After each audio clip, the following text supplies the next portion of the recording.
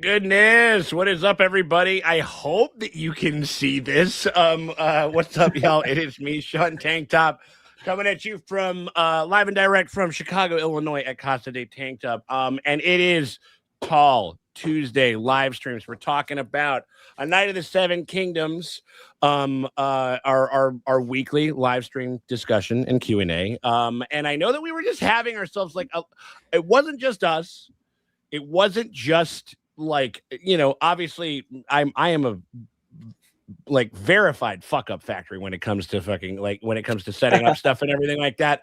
But it seems like it was YouTube's deal was kind of having a little bit of static over there. But I think that we're up and running. I can see a lot of people sounding off in the chat already over there. And so I think that we're going, and if anything, we'll just be ourselves a bright little beacon in these hard trying internet times and stuff like that. And helping me lead the way with that is a you know her, you love her. She's here. She's ready to fight. She will fight for any super chat amount, as she likes to tell us. And even though we'll do that breakdown a little bit. But everybody, it's Maddie K. Ray. How you doing over there, Maddie? Oh, I'm fabulous. I've got my DoorDash Red. I've got a lovely, we don't quite have 7, but many such cases, right? And we're ready to do this trial of the 7. I'm with it, man. Like, yeah, oh God, the trial of the 7. I think that this one, oh my God. I mean, like, are we, do you think, did anybody make a 6-7 joke when they were doing like, it's like, how many were we going to need? 6-7? Like, did that happen? No, sorry, we're fucking grown. No, that's true. It's like, speak for yourself, my dear. Like, all right. So anyway, like,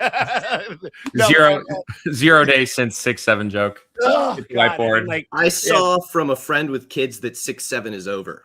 Is it over? I'm just saying. That's what he said his kids said. Believe me, that is not a torch that I'm definitely like trying to carry or anything like that. I was just wondering. Anyway, it's post irony now. Listen, there we go. Someone's got to keep you humble, Sean. That's my job today. And no better to do that than you. We just wanted to give a big thank you and a warm welcome to, he's right over there to my right. Everybody, it is Kevin. As me and him were shooting each other DMs, he came into the bar this last Sunday, drove from Cincinnati, Ohio to Chicago to rock the episode like the fucking mensch that he is. And again, like just being outside and coming over and just immediately kind of came over and started kicking it with us. And we had a great time. We were talking about it. And I was like, I don't know. And he's like, yeah, I got my own little YouTube channel over there and everything like that. And I was been working on some content and I started talking shop with him and everything. And I was like, dude, it's like, do you want to like also because the Traces are going to be out of town or whatever. Not that they did a turncoat or anything like that, but it's like, would you be our fucking Raymond Fossaway and sub in for this bout? And he was like, dude, I got you. And so he is here. Kevin, everybody say hi, Kevin. How you doing over there, buddy? What's up, everybody? Nice to see you. Thanks for having me on, Sean. I mean, this is crazy. I love it. Been watching everybody in the bar for years. Yeah. And lucky for me, I have a talent for inserting myself where I'm not exactly necessarily welcome. You're welcome. You're welcome here. Yeah. But I was welcome, luckily, this time. I'll fight you for free. You're welcome here. There we go. Exactly. No, at first we were just like, who's the dude with the glasses? Like he's like really insistently friendly. But then he won us over with a bunch of like great conversation and stuck it out for like a good long while after the episode was over and shit like that. So that's how you do it. Again, it was a good time. Why would I leave? We like people are always asking us like, can I come into the bar and watch an episode? No, it's like you certainly can. It is a bar likes people in it. You know what I mean? Like as I've come to find out and shit. And so So anyway, just tip well. Exactly, 1000%. So again, thank you very much for hanging out with us, Kevin. It's a pleasure to have you. And then also right down there, last but not least, we got ourselves. I have collaborated with these gentlemen before on a really cool Reactorverse thing on our Severance live stream, or like, was it a pod or a live? It was like it felt like a live stream, a round table. It was a round table, yeah, it was a round table, like we have right here. Yeah, I'm with that right there. But it is Bradley and it is Adam from Bradam Reacts, one of my favorite new channels that I've encountered and everything like that. How you doing over there, boys? We are doing lovely. We are so well. We've missed you. It's an honor to be back and sharing a stream with the Sean Tank Top. Exactly, 100%. No, and it's our pleasure. It's our privilege. So I was gonna say, so I think that we're all pretty well versed over here with the Song of Ice and Fire content. Maddie obviously being like a voracious book reader and stuff like that. Kevin, have you read all the stuff? Have you read all the stuff? Are you pretty deep into it? Okay, I'm like middle of the road, in the sense that it's dominated my life for like the past 11 years or whatever the fuck, but also in the sense of I have not read the books. I have, you know what I mean? I'm just kind of like a show watcher type thing and and a lore enjoyer. So, but Bradley and Adam, what is your experience with the Song of Ice and Fire content? So you are about to tell us what a Song of Fire and Ice is. Oh, I don't even know if I said it right. I think I love this. This is so sick. Oh my god. Okay, so that is we don't know anything about anything. That is a series of books that, when George wrote the books, the Game of Thrones books and stuff like that, they're like Game of Thrones is the whole thing. Exactly. 1000%. Yeah, exactly. So it's that's essentially what the whole, if you want to take an umbrella and kind of throw it over everything, you can just say a Song of Ice and Fire, type shit. But this is your first foray into the Game of Thrones world, right? Yes, it is. And we started watching it the week it came out. It looked fun. And our friend Jack, shout out to your white male straight friend named Jack. He was like, you gotta watch it. And then he was like, you're gonna love it. There's massive hog in episode 2, and that's true. He was telling he wasn't telling no tales. Yes, between that, we were like, oh, I guess, right. Really good. Not just because of that, but we've been loving it. Enough to the point where I don't know, not that we weren't incentivized to watch Game of Thrones or anything else in the first place. We just kind of missed that wave with our channel only started a year and a half ago. So we hear so much about Game of Thrones that it's not a project, but it's you gotta your heart has to be in it. I've been too scared to get to warming up to the idea of Game of Thrones. Our friend was he was like, I'm not gonna tell you much, but this takes a different tone, and I think you guys will like it. And it's made me want to start Game of Thrones leagues more. I'm so excited to get into that world. It's been the perfect end. Yeah, it's been the perfect I'm intro. incredibly interested now to see. But we have no idea what's going to happen. I love that. I mean, and we were talking. We were saying this very, very briefly in our hangout beforehand, and Maddie was saying we were saying this is a fantastic little in to the world. I would say it's a great in. It's a small episode count.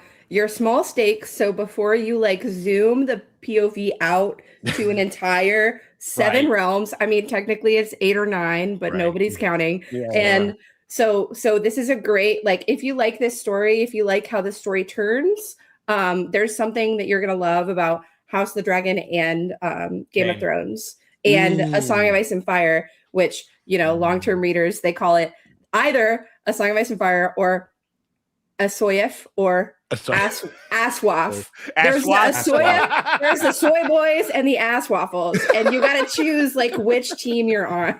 I'm really feeling ass waffle right there now. We go. Yeah. Good. Right. I think that's the one that I would definitely go for. It's got a ring to it.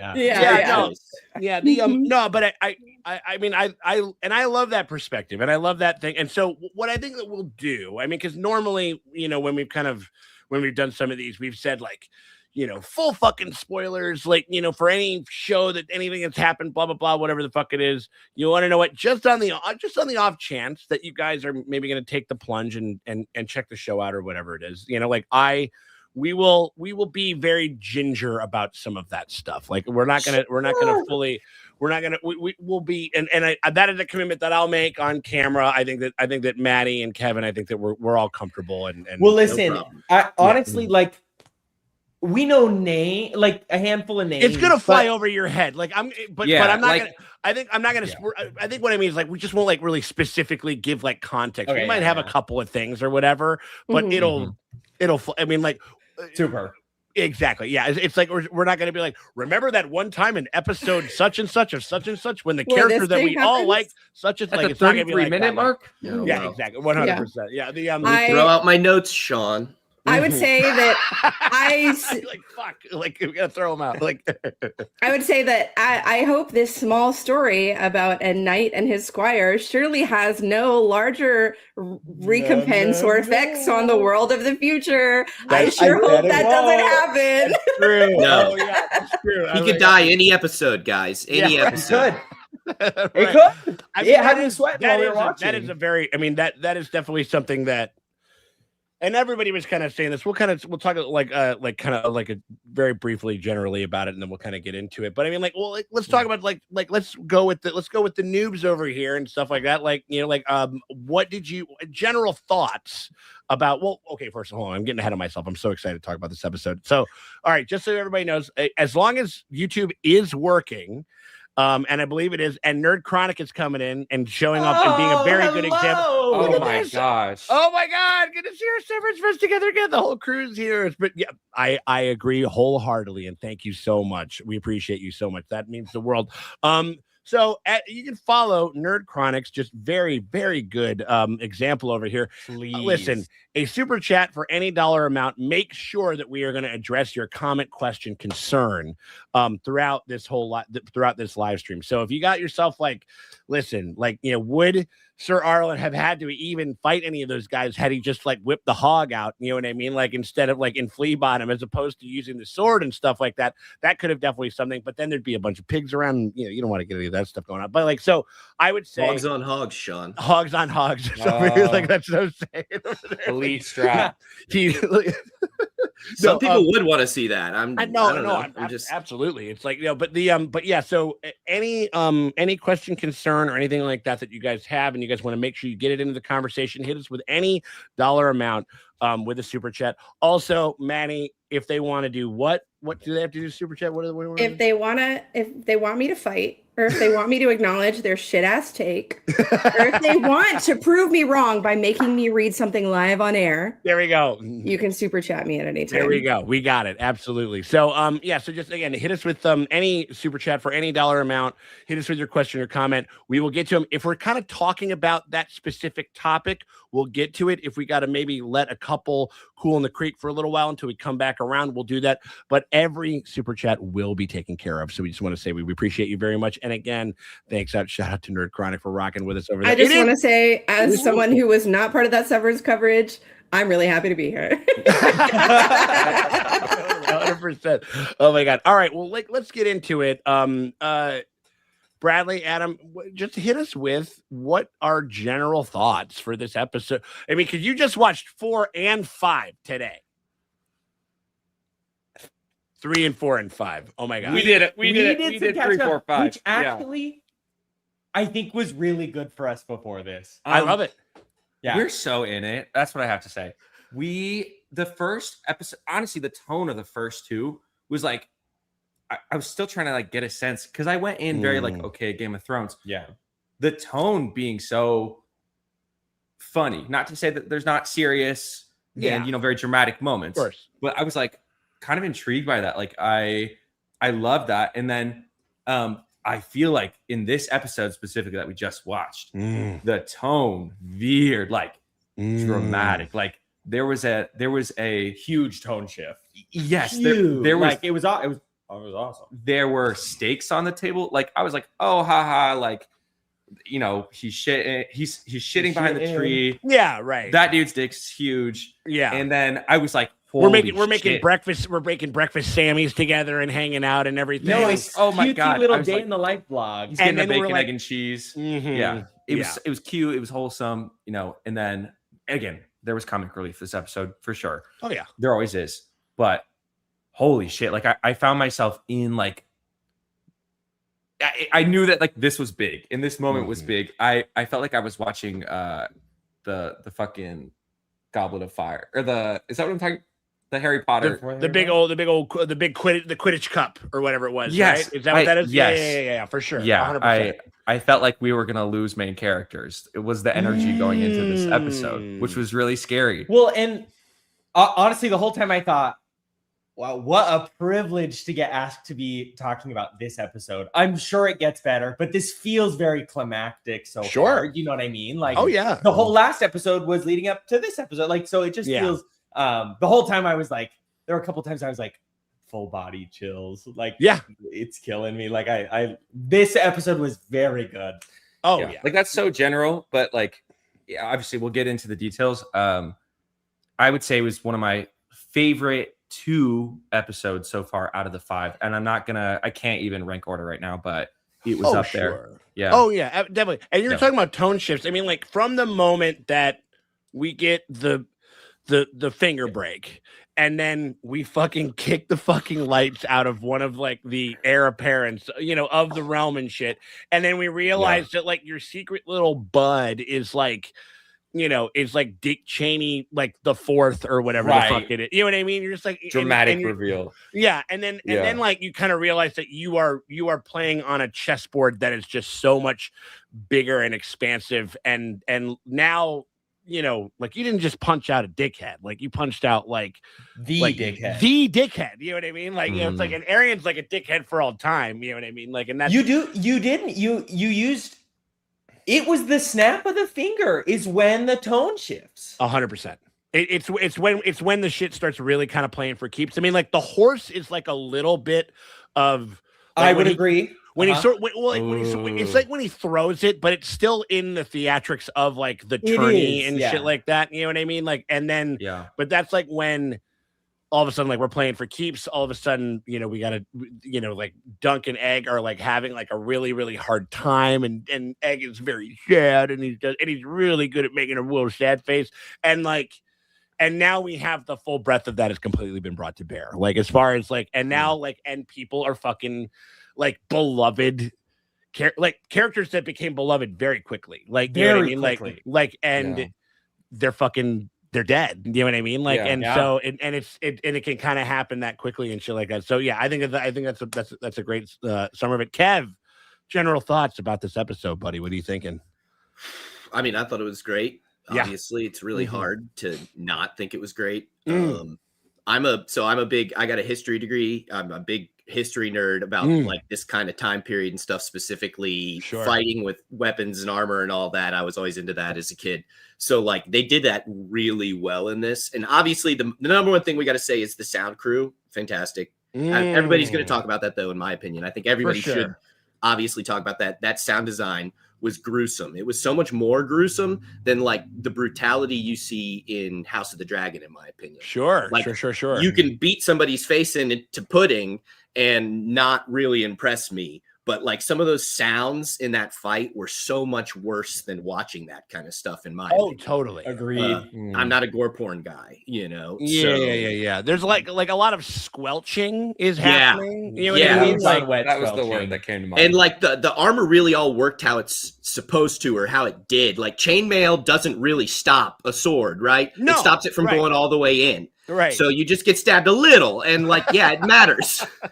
Yes, that does matter, And then like also like the guys in full plate armor, you see how it's like pointed at the front and all that. That's to bring the lance off to the side so that they don't have what exactly happened to Dunk, where they caught it in the middle. So that's why, in my opinion, Raymond Fossaway is such a crazy guy, because he basically went into this fight with like a helmet and like a punk jacket on. He's wearing studded leather, it's leather with little pieces of metal, and there's maybe like some metal plates inside it too, if it's but like there's big gaps in it, right? And it's not built for any of this, So he's a crazy dude. Well, it's why he's like among the ultimate G's, like you know what I mean? Like exactly. where. And you want to talk about somebody that, again, out of clear disdain for his cousin, and then also how much he fucking hates the fucking Targaryens. You know what I mean? Like how much he's like. I mean, he gave one of the best screeds. It's how we talk about everybody that's like in the Epstein files and shit like that. It's like, you know what I mean? Like it's like exactly. It's like they're genocidal, pedophilic fucking aliens, dude. Like they are not of this earth, and like they do not belong here. You know what I mean? Like, I don't even though we just got to figure out. I don't know if you could tax Targaryens out of existence. I know you could. I know you could billionaires, and that's something that we should probably consider doing. That's true. Yeah, you know I mean? like Look, I've seen there are lampposts in King's Landing. There we go.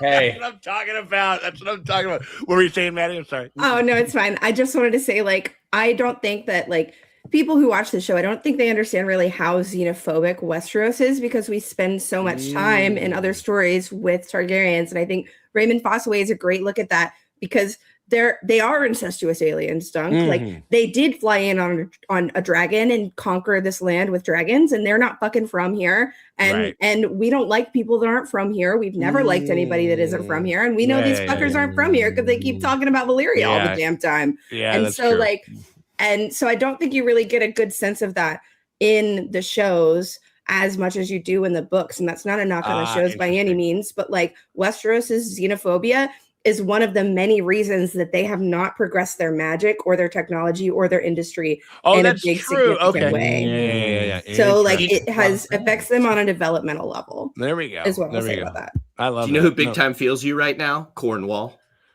There you go. I mean, like, yeah. We'll talk about the Cornish. We'll talk about it. We'll get there. I mean, like, yeah. I think that this one in particular. I mean, just like this is like it's the crescendo. There's like a lot of things that we've been building up, even from, again, from the first episode, like even the Fossaways, like we were watching, Stefan, I think it was, like the older like cousin or whatever, like mercilessly beating the piss out of Raymond. You know what I mean? Like while they're sparring and shit. Like, and I think that it's one of those things where, you know, in one sense, you could be like, hey, ain't nobody going to fucking show you any mercy on the battlefield. You know what I mean? Like, so, you know, you got to be able to. That fucking make our drive-by, like, sent me. Dude, like, there were so many of those. I mean, like, I will say, it's one of those things where you're just like, wow, could we not have gotten. I know Goodman Pate, the blacksmith guy, like. Steely Pate. Or was it Steely Pate? Steely Pate. Oh, yeah, sorry. The Steely Pate. I mean, that would have been. I was like, dude, do you got any like kind of size XLs over there for Baylor so we could get, because Dunk's helm did amazingly well, like under the mace, under some of the mace work over there. Like I think he got hit in the face and in the back of the helm, like, I don't know, like at least like a half a dozen times.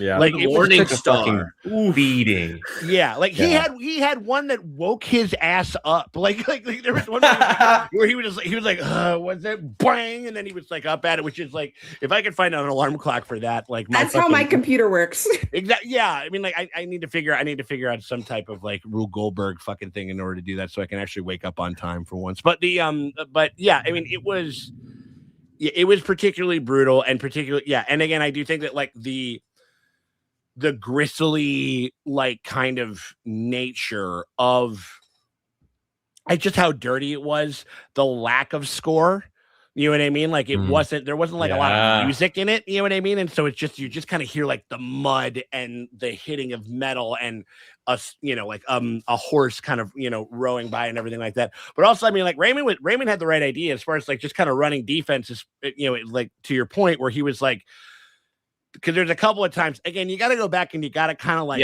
go real slow with it, because it's meant to be disorienting, and don't let fucking nerd commenters try to tell you like, oh, like I caught that on the first watch. No, you didn't. You fucking watched the breakdown video and you slowed the shit down just like anybody else that did, because I think it's supposed to be disorienting by design. But like he definitely was running, like there were a couple of hits that he got onto Arian that definitely saved Dunk's ass, like, you know what I mean? Several times. Sure. But he had the right idea. He goes like, listen, if I get down on the ground, I'm fucking done. It's over. Like, because I got no real, I don't have the armor the way that these guys have it. I'm not blicked up in the same way that these guys are. And so like, I'm going to have to stay on the horse as much as I can and just kind of run interference basically. And like on some of these guys and shit. So like, Maddie, general thoughts about this episode. Hit us with it, doll. Hello. Sorry, I keep forgetting that I have to manually unmute my microphone because I don't want you to hear all my clanking on this desk because I like fidget. Sometimes those fucking because you have a clickety clack keyboard. I do. Because like That thing is like, oh my god, it's like I love it's like an heirloom Apple II getting worked like over. Oh my god, yes. No, I personally love it. I mean, like, you know, but anyway, what do you think about this one, sweetie?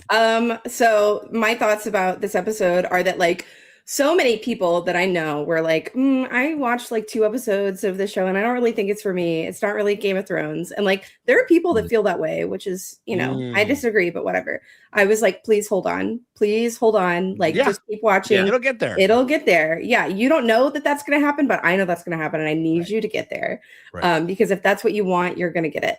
And sure enough, you know, this is like the beautiful, bittersweet, the thing that George does so well, which is like he gives you the mud and the grit and the reality of these like beautiful, heroic, legendary tales. Like Dunk spends this whole journey talking about like, remember this amazing thing that Sir Arlen did?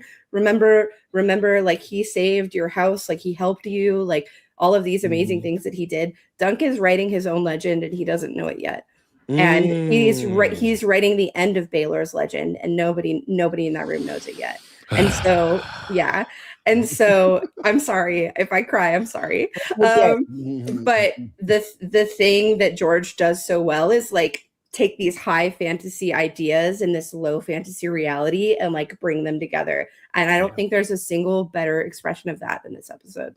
Yeah, no, it's kind of what it's all about. And especially like some of the very tragic kind of symmetry of some of the stuff and everything like that. Like, again, like and we'll kind of get like into it a little bit more. Like, I mean, like generally I thought that this was just an absolute banger. It's a 9.5. It's a 10 out of 10. Basically. It's giving Blackwater. It's giving Battle of the Bastards. It's giving High Heart, or what is it? Hearth Home. Like it's giving all of these things. It's giving among like, but I think that, but again, but what is also impressive is just, again, like staying within the constraints of it and, you know, not like kind of being able to hold back. I mean, like the fact that we basically, there's a lot of it. I mean, and they kind of would textually kind of do this because in the novellas, you basically only are kind of hanging out with Dunk. In some of the other novels, like in some of the other books, you will switch perspectives from character to character. This, we are literally inside of the helm of Dunk. Like I was expecting to see like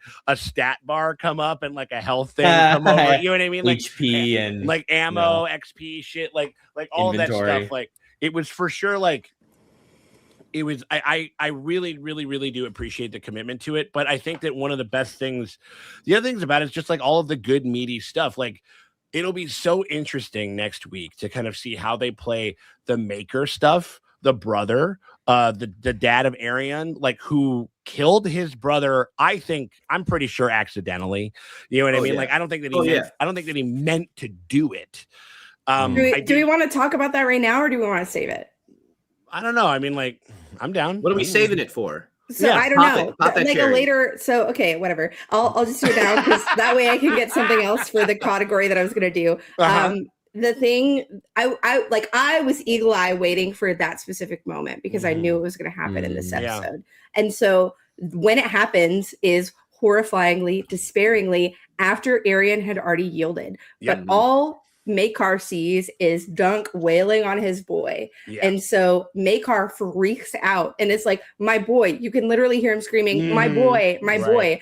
And after Arion had already yielded, you can literally see him hit the back of Baelor's head after the yield, like right before Dunk drags him across the mud. And I knew to look for that, but that will only pop out now that you know what's happening on later rewatches. And so tragically, like the fight was already over.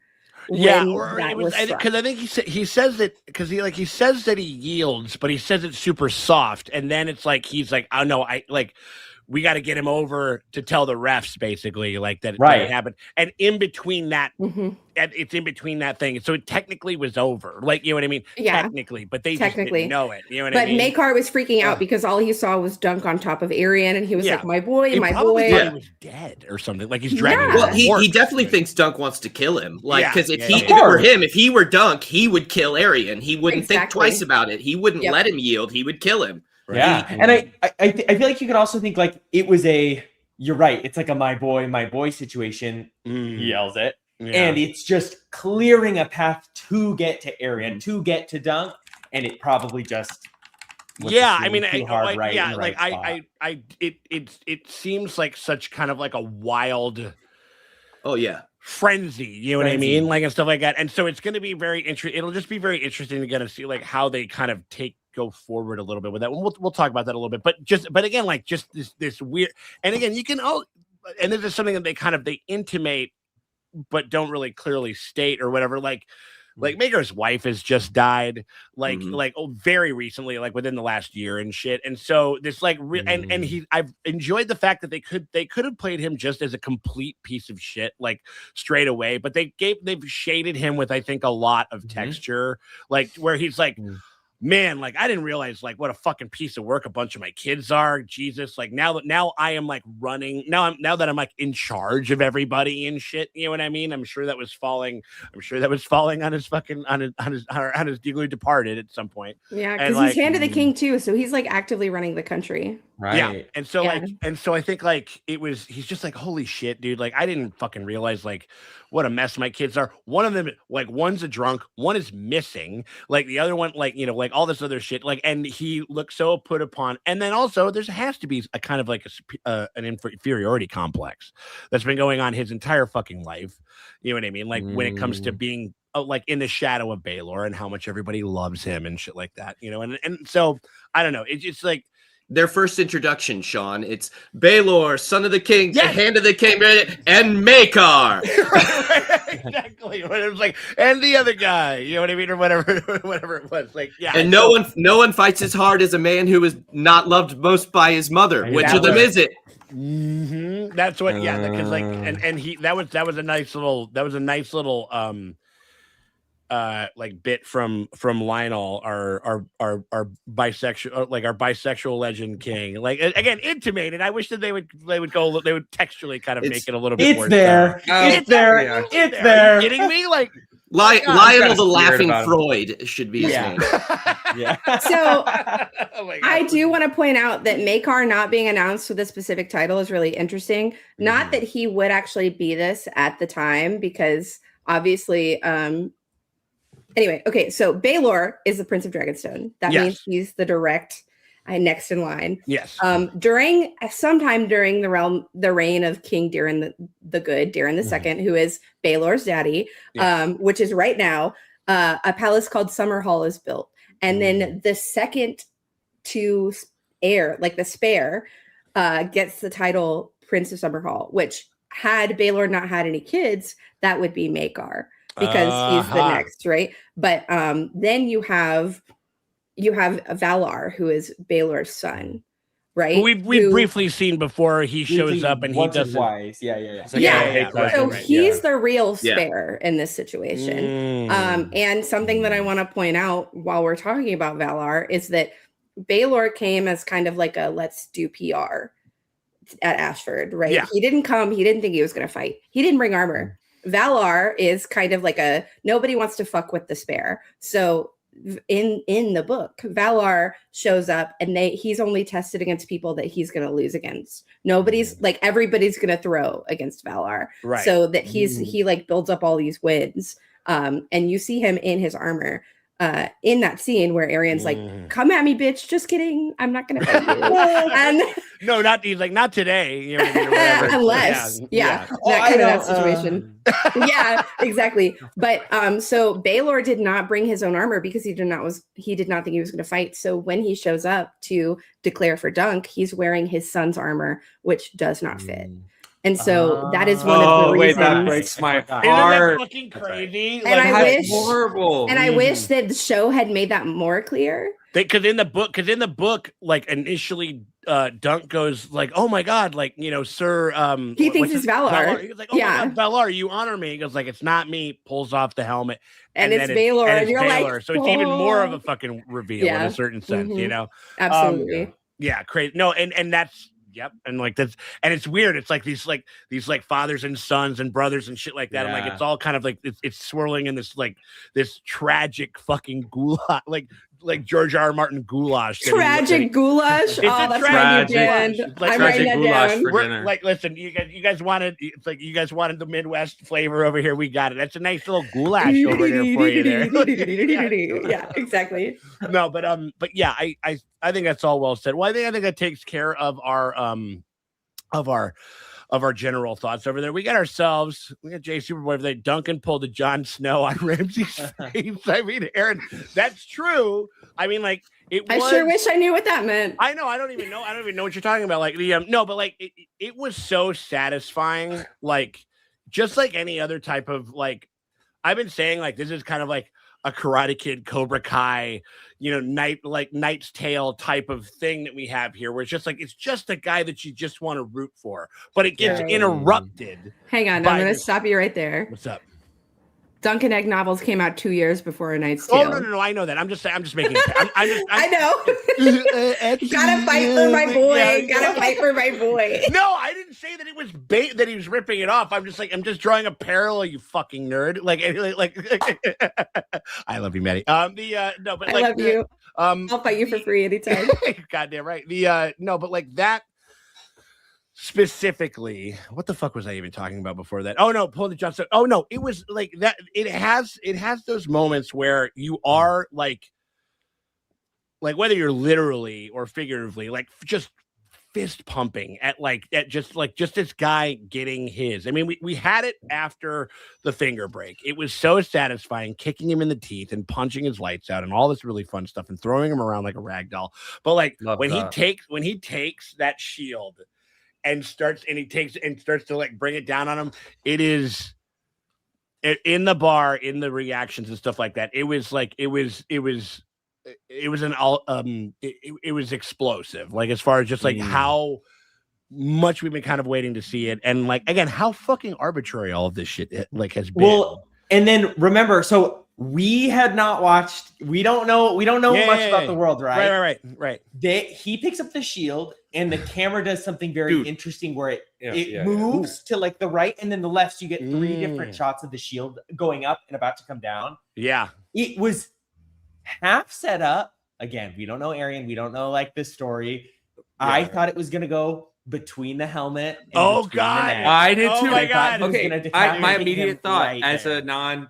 Exactly. I was like, decapitation. He's gonna take his fucking head off. His own shield. I thought it was gonna be like this moment of like his own shield with the Targaryen, a clan on it, like in the ground, like go straight through into the ground. I thought they were gonna like drive the tunnel, and I was like, we looked up the family tree, and I was like, oh, I don't think they're gonna do that. Yeah, and like I also know that you're looking up baseball stats for a little bit. It's like, are they gonna no, they're not going extra innings on this one. Please don't look up anything else. Don't look up anything else. Honestly, we're not gonna. I got lost in whose father. I got lost in where the kids were, and that Baylor was uncle. For sure. So I was like, I looked up like not at all Targaryen clan, just the like immediate family. Who are 100%. People? We've learned that it's safe to look up nothing. No. We've learned it the hard way, like with other shows too. It's like, oh, KKK, I didn't even. Well, let me be the first to volunteer. If you ever need to know anything about S1x5, feel free to message me. I will give you the non-spoiler version of anything. Maddie is like really she's really great about that stuff. I've definitely had to get coached through a couple of finales, especially like when it had anything to do with Arcane. I'd be hitting up Maddie like after thing, and she was like, "No, idiot, that's what this is what it was," and shit like that. And that was kind of like where. So she's great for that type of stuff. I think as far as just like again satisfying moments and stuff, that was like one of the biggest ones. But I know what you're saying. Like, so you guys are obviously some horror girlies over there, because that is some crazy shit that like it would be like he would almost like Jokerify him like with his own shit, jaw off. Like that. Because like he's on the ground, maybe the helmet tipped back a bit. Like I was fully ready for them to like. I mean, there's also the Lord of the Rings thing, right, where he gets like pinned by the shield. So yeah. To be fair, Disney has done that within the last few years. If you want to talk Marvel. Oh my God, yes, true. In the Captain Falcon, right? Yeah, I didn't want to say it in case you hadn't watched it. Right. Yeah. No. See, listen, I'm well versed in Star Wars, Lord of the Rings. Okay. Disney. like Marvel, you name it. Hey, just the Game of Thrones world. You have no. I just you and this is your living, man. I don't want to cut into anything. Okay, exactly. Yeah, it's like no. Please play it safe. Please play it safe. Yeah, no, you guys like no. I have all of the other nerd stones. I've played lots of nerd. Yeah, okay, good. All right. I need the last one, the Game of Thrones one for sure. We got Slurpee coming in. I appreciate the flea bottom flashback. It was sad, but great backstory. Sir Arlen dunking on 2 gold cloaks while on a week-long bender was awesome. Again, those were gold cloaks, though, right? Are we all agreed? Those were gold cloaks. Those were gold cloaks. Yes. Okay, well, that settles something for me. Mm-hmm. Okay, great. I want to say yes, but they were wearing gold cloaks. However, they weren't in the best condition, which tells me that maybe they were dishonorably discharged. Possibly. I was thinking that too. Or taken from the dead. Because possibly, yeah. Because if you'll notice, Alistair was missing a hand, which that may have happened before he was a gold cloak, because notoriously the gold cloaks are full of rapers and thieves and etc. Yeah. But and also it's wartime, so the able-bodied men are at war. Exactly. Yes. But interestingly, I can't think of a single reason why an active gold cloak would do to those kids what he was doing, other than he needed money because he was out of work. No, there's all this. Well, I don't. You can't think of why cops in the hood would rob kids. Exactly. No. These motherfuckers are kind of basically ICE, where they're just like, I got a movie for you. It's called Training Day. It's like exactly. It's like I got a cloak and it's gold-ish or whatever it is. Like blah blah blah. Denzel in the gold cloak. There we go. 100%. Just robbing kids. Do you know who I am? No, the flea bottom stuff was good, and that was if I'm and forgive me if I'm wrong. That is a show invention, right? Like Maddie, do they go into shit like that in that Maddie or Kev? Is that something? Not that specific. Not in this book. Rafe doesn't exist. No, so Dunk has so Dunk has 3 friends in Flea Bottom: Rafe, Pudding, and Ferret. And they're not specified. They're just named in the book. There's no flashbacks. I didn't remember her at all. Well, so literally mentioned by name, and that's it. There's no gender. There's no identity. Like there's nothing except for all we know is Dunk grew up in Flea Bottom with 3 other orphans, Rafe, Pudding, and Ferret, and that's it. It's been a minute since I read it. And I've got a bit of a question on this, because I made a comment while we were watching, and this is making me think I was wrong. And we're not reacting to it. So but much to everybody on the internet chagrin, by the way. I'm sure everybody was like, I would live for those fucking guys. Season 2, boys. Season 2. Every time we opt to we're like our reacting schedule is pretty full. Like we'll watch this on our own. No. We get 2 episodes in and we're like, this is a huge fucking mistake. I do that shit all the time where it's I literally go out and find some of the shittiest fucking stuff that I can find or something just old whatever, which has actually been kind of awesome in a little ways. But I'm like, there is no way in hell that I'm ever gonna be fucking asked to fucking react to this. So I'm popping it on right now. Dude, no, but what were you saying? Welcome to last thing I'll say. Continue. Welcome to Dairy. Welcome to Dairy. We fucking love that show. We screamed our heads off the entire show, and obviously we didn't react to that one, but just what an opener episode. Oh my god, season 2. If there's season 2, we love jumping in late. HBO Max has been on a run. I will say there's plenty enough there's plenty enough source material for them to play with in the sense of Steven's Macroverse. And as a Mike Flanagan fan, I'm on watch for the Dark Tower. So if the gunslinger and all of that shit happens, you guys will definitely react back. Right. But he's doing Carrie. That's gonna be a TV show, right? It's gonna be a TV show, yes. Okay. If we get into the ass waffle world at all. So that's that's all another deal. Ass waffle. I like it 100%. No, I think the it was funny, with kind of bringing Raven, which I thought was again, it was a lovely kind of vignette. It kind of shows that that Dunk has always kind of been this guy, throughout his whole life, despite the worst possible conditions. And again, it was wild to watch him just be like, I know that he thought of it as a mercy killing, obviously, you know what I mean? But it was crazy to be we're just oh, I'm sorry, what, I'm just gonna choke you to death, you know what I mean? Maybe I could see obviously him being a little bit bigger, he could probably fucking lift that fucking horse up with one hand, honestly, once he's full grown. But it feels like the Dunk that we have now would be trying to pull him out from under the horse to save him. I did find you know what I mean? The trying to kill the guy. I was like, I don't get that. Like, I didn't know if we were gonna play into that more with how he was living in. Sure. I think it's brilliant in the sense of just showing us like how different of a motherfucking of who he was. You know what I mean? As to who we know him to be now. You know what I mean? Yeah. 100%. I would totally agree with that. We don't know. Oh, sorry. Continue. No. Go ahead, Maddie. I was going to say we don't know what he had to do to get by in King's Landing and Flea Bottom. We know that that's not the person that he wanted to be, which is why I think that specific thing is there to show the contrast with Sir Arlen, because all of his morals are instilled from Sir Arlen, and there is a reason for that, which is that he didn't have a moral compass when he was growing up. And more specifically for people who don't know, because I don't know where they're gonna explain this otherwise, is the flashbacks happen immediately after the Battle of the Red Grass Field, which is what Egg is singing about when he's like talking about his nursery rhyme song. Yeah, his nursery rhyme song. So there are these things called the Blackfire Rebellions that happen several times throughout Targaryen history, and this was the first one and probably the biggest one, but there are multiple, unfortunately. And basically, King Daeron the Good, or no, not King Daeron the Good. Yeah, King Daeron the Good had an uncle, Aegon the Unworthy. There have been like 6 Aegons throughout history. But just so you know, they do not get fucking tired. Yeah, he was like, oh, I'm the 4th one. Yeah, exactly. Right, 100%. Like, so he's Aegon the Unworthy, and he had a bunch of bastards, and one of them was Daemon Blackfire, named after Daemon from House of the Dragon, who acquired Blackfire and began House Blackfire. House Blackfire. Yes, right. and the Blackfire rebellions are basically Blackfire bastards. Blackfire is a sword. Yes, yeah, we'll get there. Blackfire is a brilliant sword.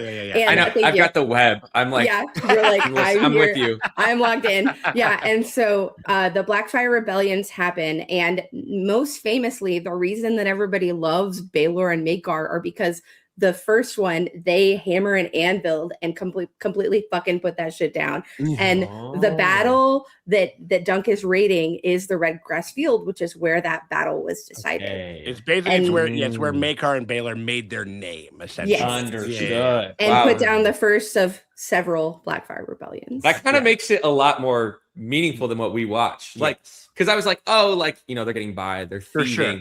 Like, what a full circle moment for Baelor to sacrifice himself essentially in this fight for this boy who was there years prior. Right. And I there was 2 things I want to say real quick. Please. One was please. The whole Flea Bottom flashback, I thought added so much to the story. I thought it got me a lot more invested. It told me a lot more about who Dunk is. And then we got a comment from someone, CPT Wholesome, said, Dunk, he mirrors who he follows. And I thought, that was really, really interesting because Rafe is this personality. We get who she is immediately. She's gonna do what she needs to do. Oh my God, she's gonna do what she needs to do to get by, and she's not gonna feel bad about it. And she won't blink twice. He's like, I love you. I'll go where you go. And so I just can only imagine how lost he felt when he lost her. And then I think some aspects of your personality are who you mirror. I think other aspects are more fixed. I think Dunk has always had an enormous heart, an enormous capacity for grit. And I think you might have been like, oh, it feels fillery. No, I think it was so important to have him walk as far as he did, following Arlen. This boy don't got no quit in him. Like, you know what I mean? I think that's what it was showing. Yep. Quit. And he knows loss. It shows that he knows loss. It shows that he is willing and eager to learn. Like, he's developed his moral compass through Rafe, but then like Arlen, who he goes on to say, like, that's who he learned honor from. Right. And then he gives his beautiful speech to the audience about, like, have none of you have any honor, and have you lost the meaning? That also felt, and then one of the parts on it. That also felt very timely. Yeah. Oh yeah, Jesus Christ. Yeah, to break the for sure. Oh yeah, we got Captain Holson. He mirrors who he follows. Absolutely. Yeah. No, I think that's a great insight.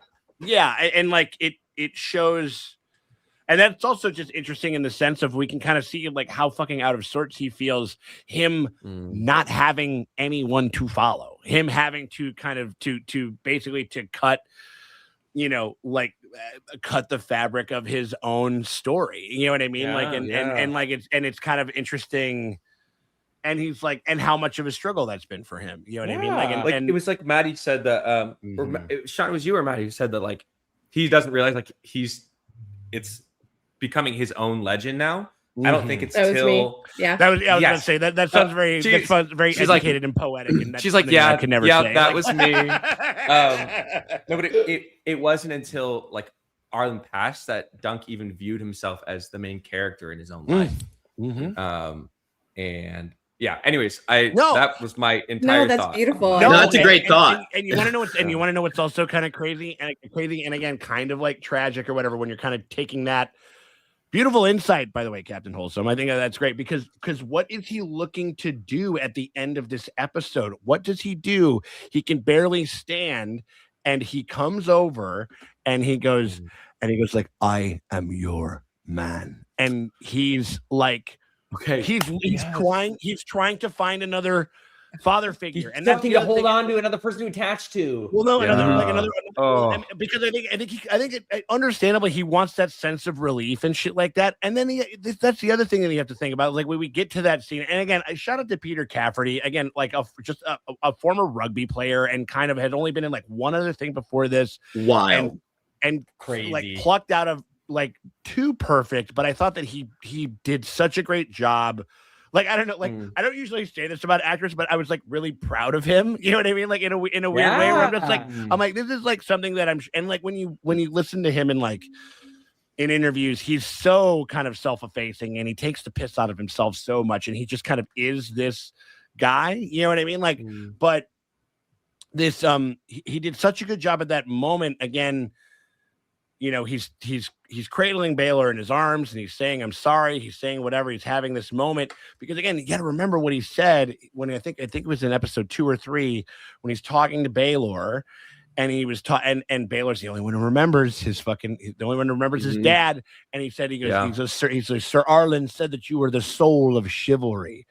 And in some ways, he thinks of himself as being responsible for the death of the soul of chivalry.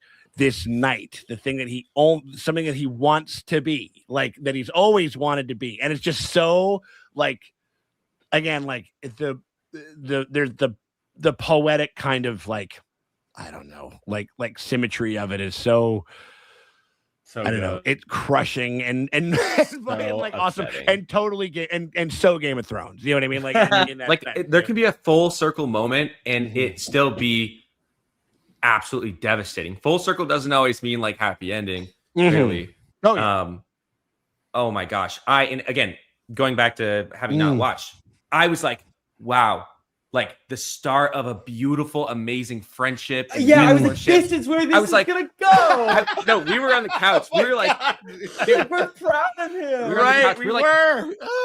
I really like this Baylor guy. Like, I'm so excited to like get an arc of him, like you know, taking Dunk under his wing, and then you fucking pan to the visor, and I was like, you hear him say, "My fingers feel like wood," and I was like, oh. My heart sank when he said that. I was like, to be decapitated.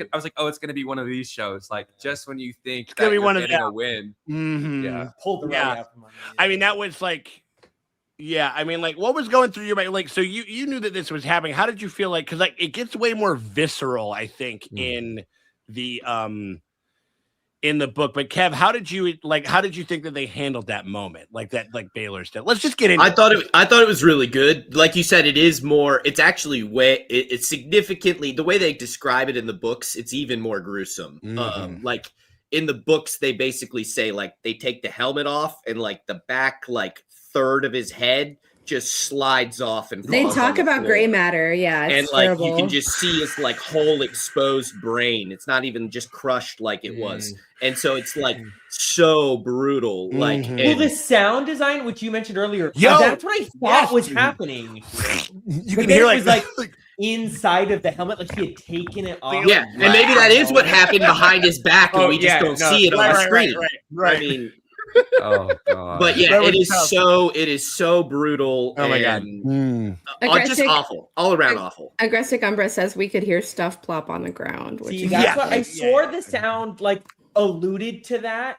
And then it didn't show it the way I was expecting it to. So then I assumed it was like the sound of him like popping it like off the back of the head. Like I don't. Yeah. And also, it's just like I know we're just kind of. I mean, like I know that it probably wouldn't work and he's fucking toast or whatever. But it's like, can we just keep the helmet on? Like we can keep the helmet on, can't we? It's like, would he be okay if we kept the helmet on? You know what I mean? Like probably for a couple days at most. Probably. No, that's what I'm saying. Yeah. It's like pulling. It's like that whole like don't pull the knife out or whatever it is if you want to actually give yourself some time or whatever it was. Which Dunk did immediately. Oh my gosh! And I'm like, don't do that. You're like, don't do it. I know. I was also yelling like, no. Keep it in. Why weren't there any TV connoisseurs or horror fans in the crowd that day? Damn it! Like that'd be hilarious. I'm like, is there a horror fan or a TV person in the crowd? It's like, hold on a second, you know what I mean? Like, if they'd known what was wrong and there was a maester there, they could have held it on, and then they would have put pins in, and then they would have had to drill a hole in the front of his head to let out the pressure. The Romans used to do that stuff when you crack your skull. A gnarly like Hellraiser thing, you know what I mean? Yes, they'd take a big drill and drill a hole in your head so that you could let the excess pressure out. If you've ever seen the HBO Rome, they do that in one of the episodes. Okay. Not to be confused with trepanning, which is a different thing entirely. Which is a whole other thing. All right, well let's move on over to our episode MVPs that we got over there. Kevin, my friend, who is your episode MVP for this episode? Everybody wants. Well, to know. I said it earlier. A question got solved for me, and it's cop killer Sir Arlen.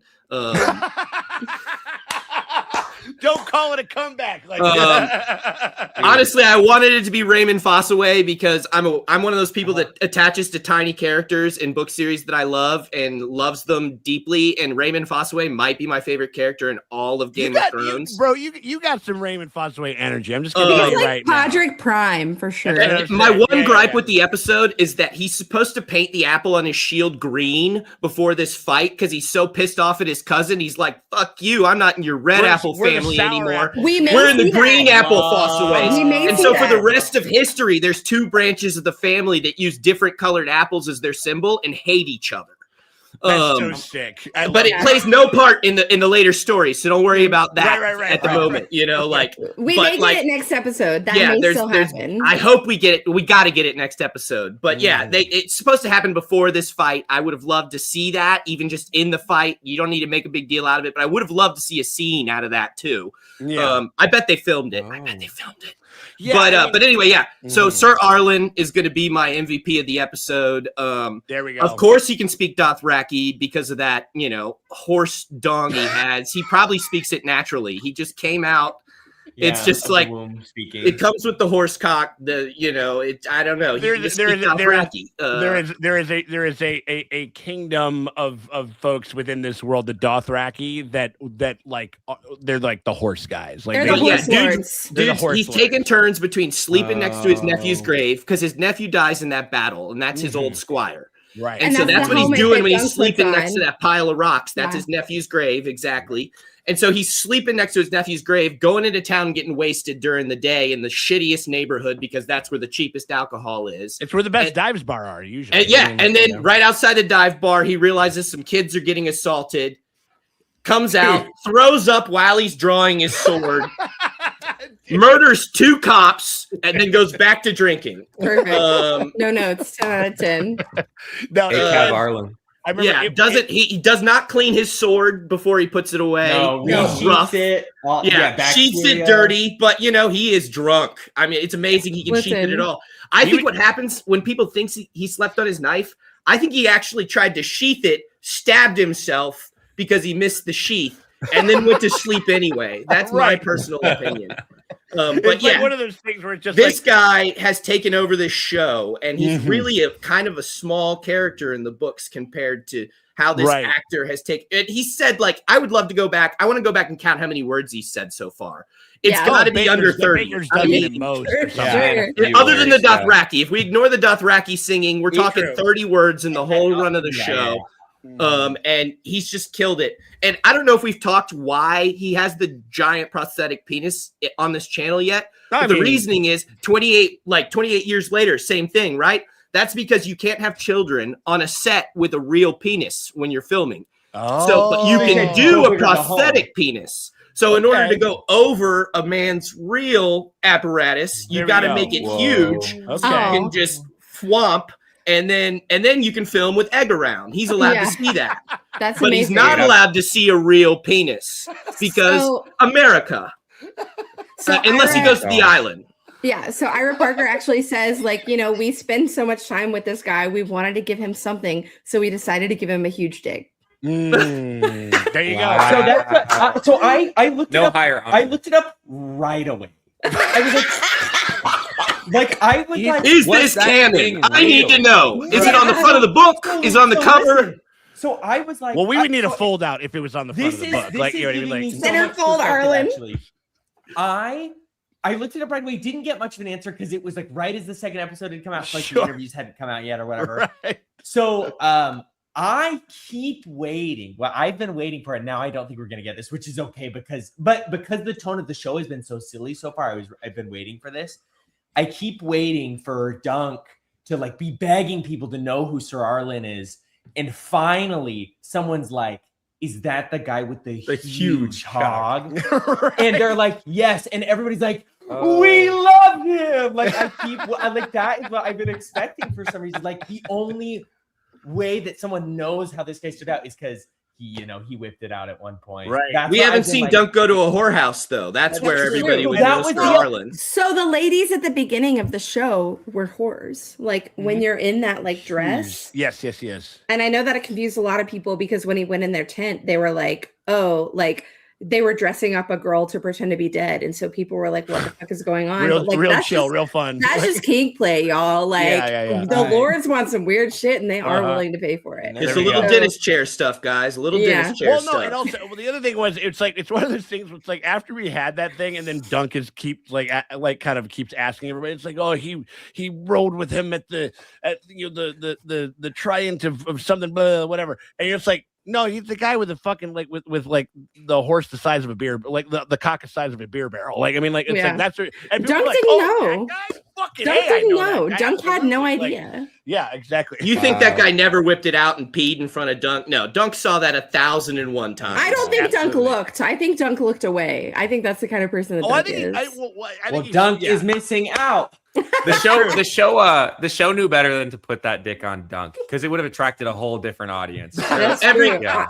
I mean, that audience is writing Yeah. like Baylor impregnating Makar fan fiction right now. Like, I'm just God. saying, a That's seminal happening. memory for I most know. men is the That's time that their dad like- was like, "Fuck it, just take a shower with me." Like I'm just saying, you're never gonna forget that ever. yeah, No, fair I enough. mean, and him singing Dothraki means that he's been across the fucking what was it like across the the narrow sea, sea, across the narrow sea. and So like it's genetic, it's a Sean. lovely piece of world building in the sense of just like, oh, this guy is like we need to do some commercials with Sir Arlen as like Westeros's most interesting man in the world, you know what I mean, or something like that. 'Cause that's it's- truly how they're playing it's him. really like, how they're doing it, genuinely. you know what I mean? Which has Well, been he's haunting the narrative so interestingly. Big thing. I think it's very interesting to hear that he's like the way he's become a part of the story isn't the way I think people were expecting his character to. So this has been Yeah. very interesting to hear about. Well, no, I think it's been one of those definitely like certainly like when Morgan's like kind of like the way that like Morgan speaks about Sir Arlen, the way that Dunk speaks about Sir Arlen, you know what I mean? Like in the sense of he's such a like, what did she say? She's like, we were talking about like how he was kind of like I was like, well, yeah, Sir Arlen's like pretty obviously a fuck boy, you know what I mean, like of a certain kind, and obviously, and as he probably should be, honestly, like A paragon of chivalry, perhaps. that, yeah. Well, I mean, like, Yeah. but I'm thinking like you could probably still be an awesome knight and still be a fuck boy. Where I do like them trying to kind of like really kind of ground and kind of, I don't know, just like put this issue. It's been one of the master strokes of this show in the sense of like in this show of the fact that like a lot of the times that we've kind of handled Sir Arlen has been quite irreverent because like how we look up to like parental figures and stuff like that. We don't see them as like super flawed humans. We see them as these kind of superhumans that they are not. You know what I mean? And these and now we've kind of seen it where it goes like again, and I mean, shit, like Dunk was even saying, it was like, well, I got to wait around for my mother, even though that I know that he's dead, which is like Dunk, you are kind of stupid. Like, what the fuck are you talking about, dude? Like over there, it's like, it was so cute and it was so poignant, but you're just that like, poor baby. You're just like, you're like, what do you mean wait around for your mother, even though you know that she's dead? I get it, blah, blah, blah, whatever. But, and then literally he says, in the name of the mother, leave that boy alone. And like, that's like words that just completely, and again, right or wrong, and also it's also speaking of rape, which was kind of funny given his relationship to the puppeteer woman. Tenzel, this motherfucker's got a type. Like, yep. I kind of hate that they did that. I love to see more brown women on screen. It was cute, yeah. 100%. But I kind of was like, are they trying to make this a fetish? Like, I didn't rock with that. It was, yeah. I think it was just what's taste and what's a fetish. I mean, right? Yeah, is it about ideology? I don't know. Please. That's a whole other show. I was hoping it was like the girl at the puppet show, whatever, caught his eye because it was like, oh, she reminds me of her. Yeah. Mm-hmm. I don't think it was. I mean, if they bring in like another brown woman, Dunk's like her. Right. Yeah, another lightly complected, possibly mixed race. She's woman. innocent. Yeah, right. That type of shit. Yeah. I'm just.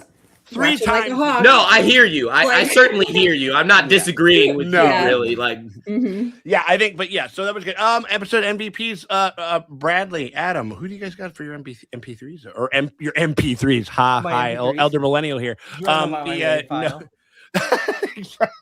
But how about you guys over there? What do you get? Who are you guys MVPs for this episode?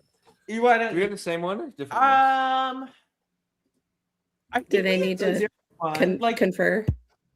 I don't want to take too. Well, I don't want to take too many. Privacy. I don't want to take. No. I'm kidding. Hold on. I'm mute you and you hold guys up. can discuss. Sidebar. Okay. Yeah. Right. We're gonna step away. No. You start with yours. Okay. I have. We got runovers all the time. Go for it. Whatever you guys think. Okay. Yeah. I can go. You go first.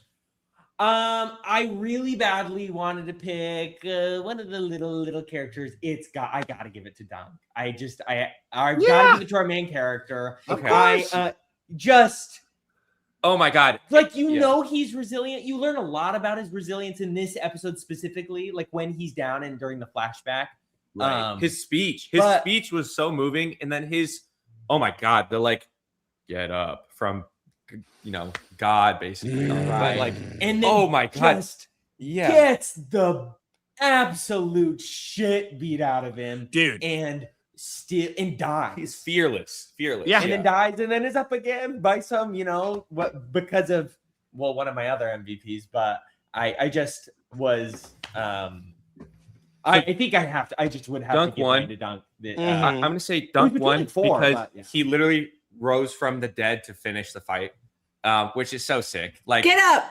The eyes were glossed over. I was like, that's a dead person, and then he got up, which is awesome. Oh yeah. So Dunk number one. We can't just pick one though, because I think that please, it was a super MVP moment to have Baylor pull up of course the way he did. That was obviously. And that honestly, that was one of the things this episode that shocked me the most.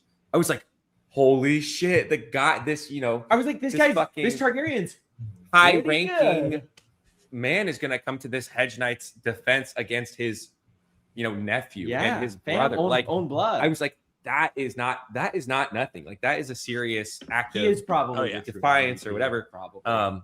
So, and then literally ended up sacrificing himself for the cause.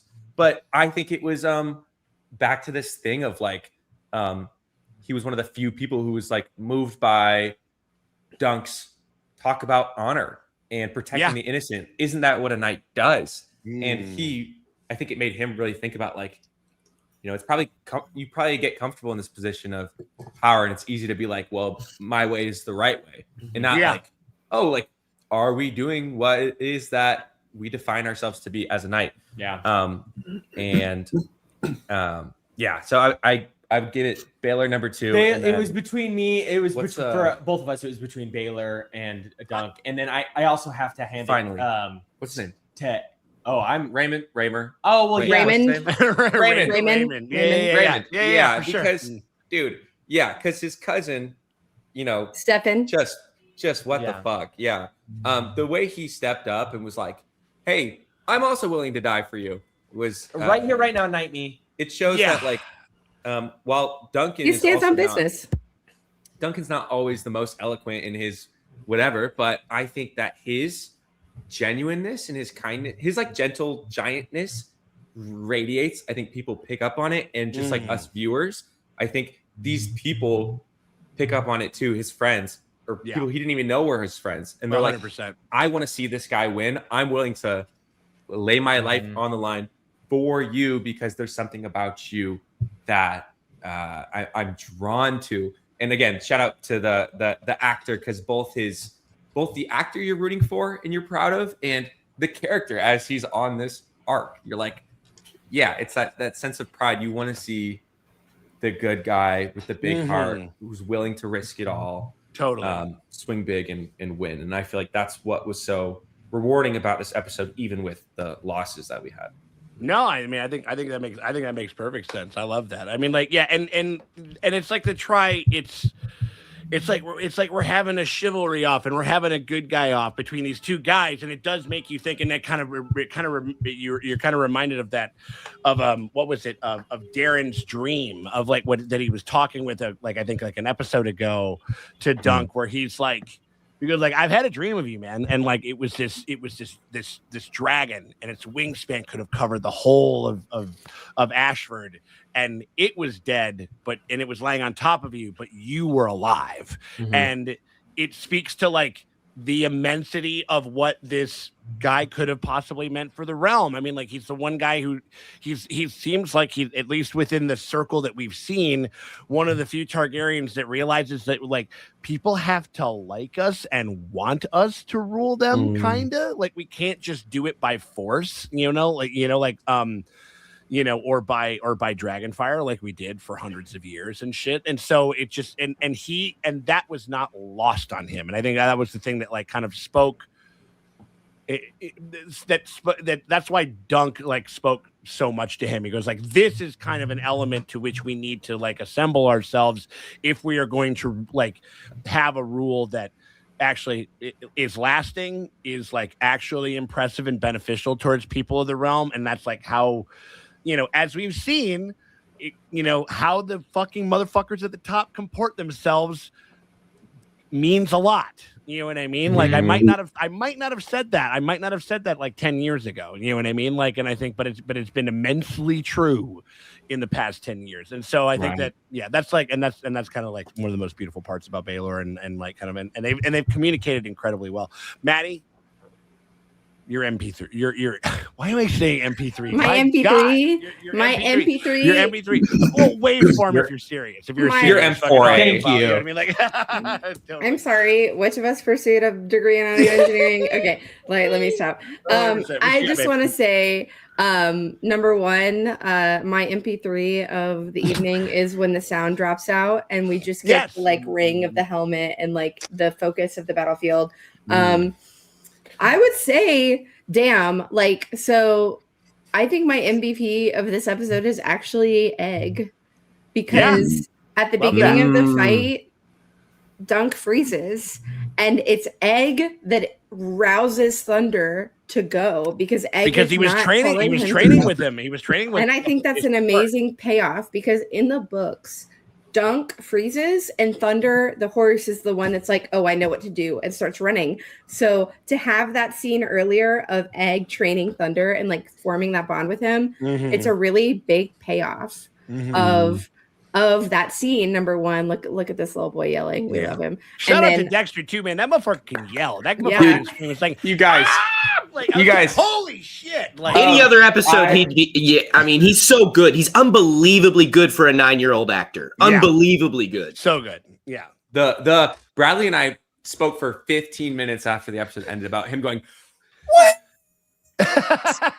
Also, shout Also, shout out to my friend Liv, who said the most annoying part of that episode was egg screaming wait. I was like, man, this is why I can't stand kids. Oh my god! Shout out Liv. Like, I thought it was like shrill. Well, yeah.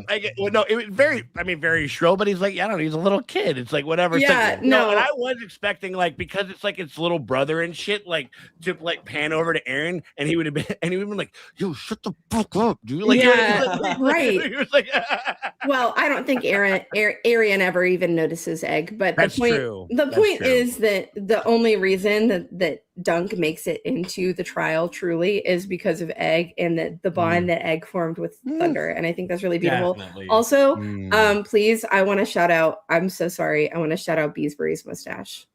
Do you have that? Can you get that on the deck? Let's get it. Let's find the man. Just get it up. Get it up. Make me feel shitty. Come on, do it.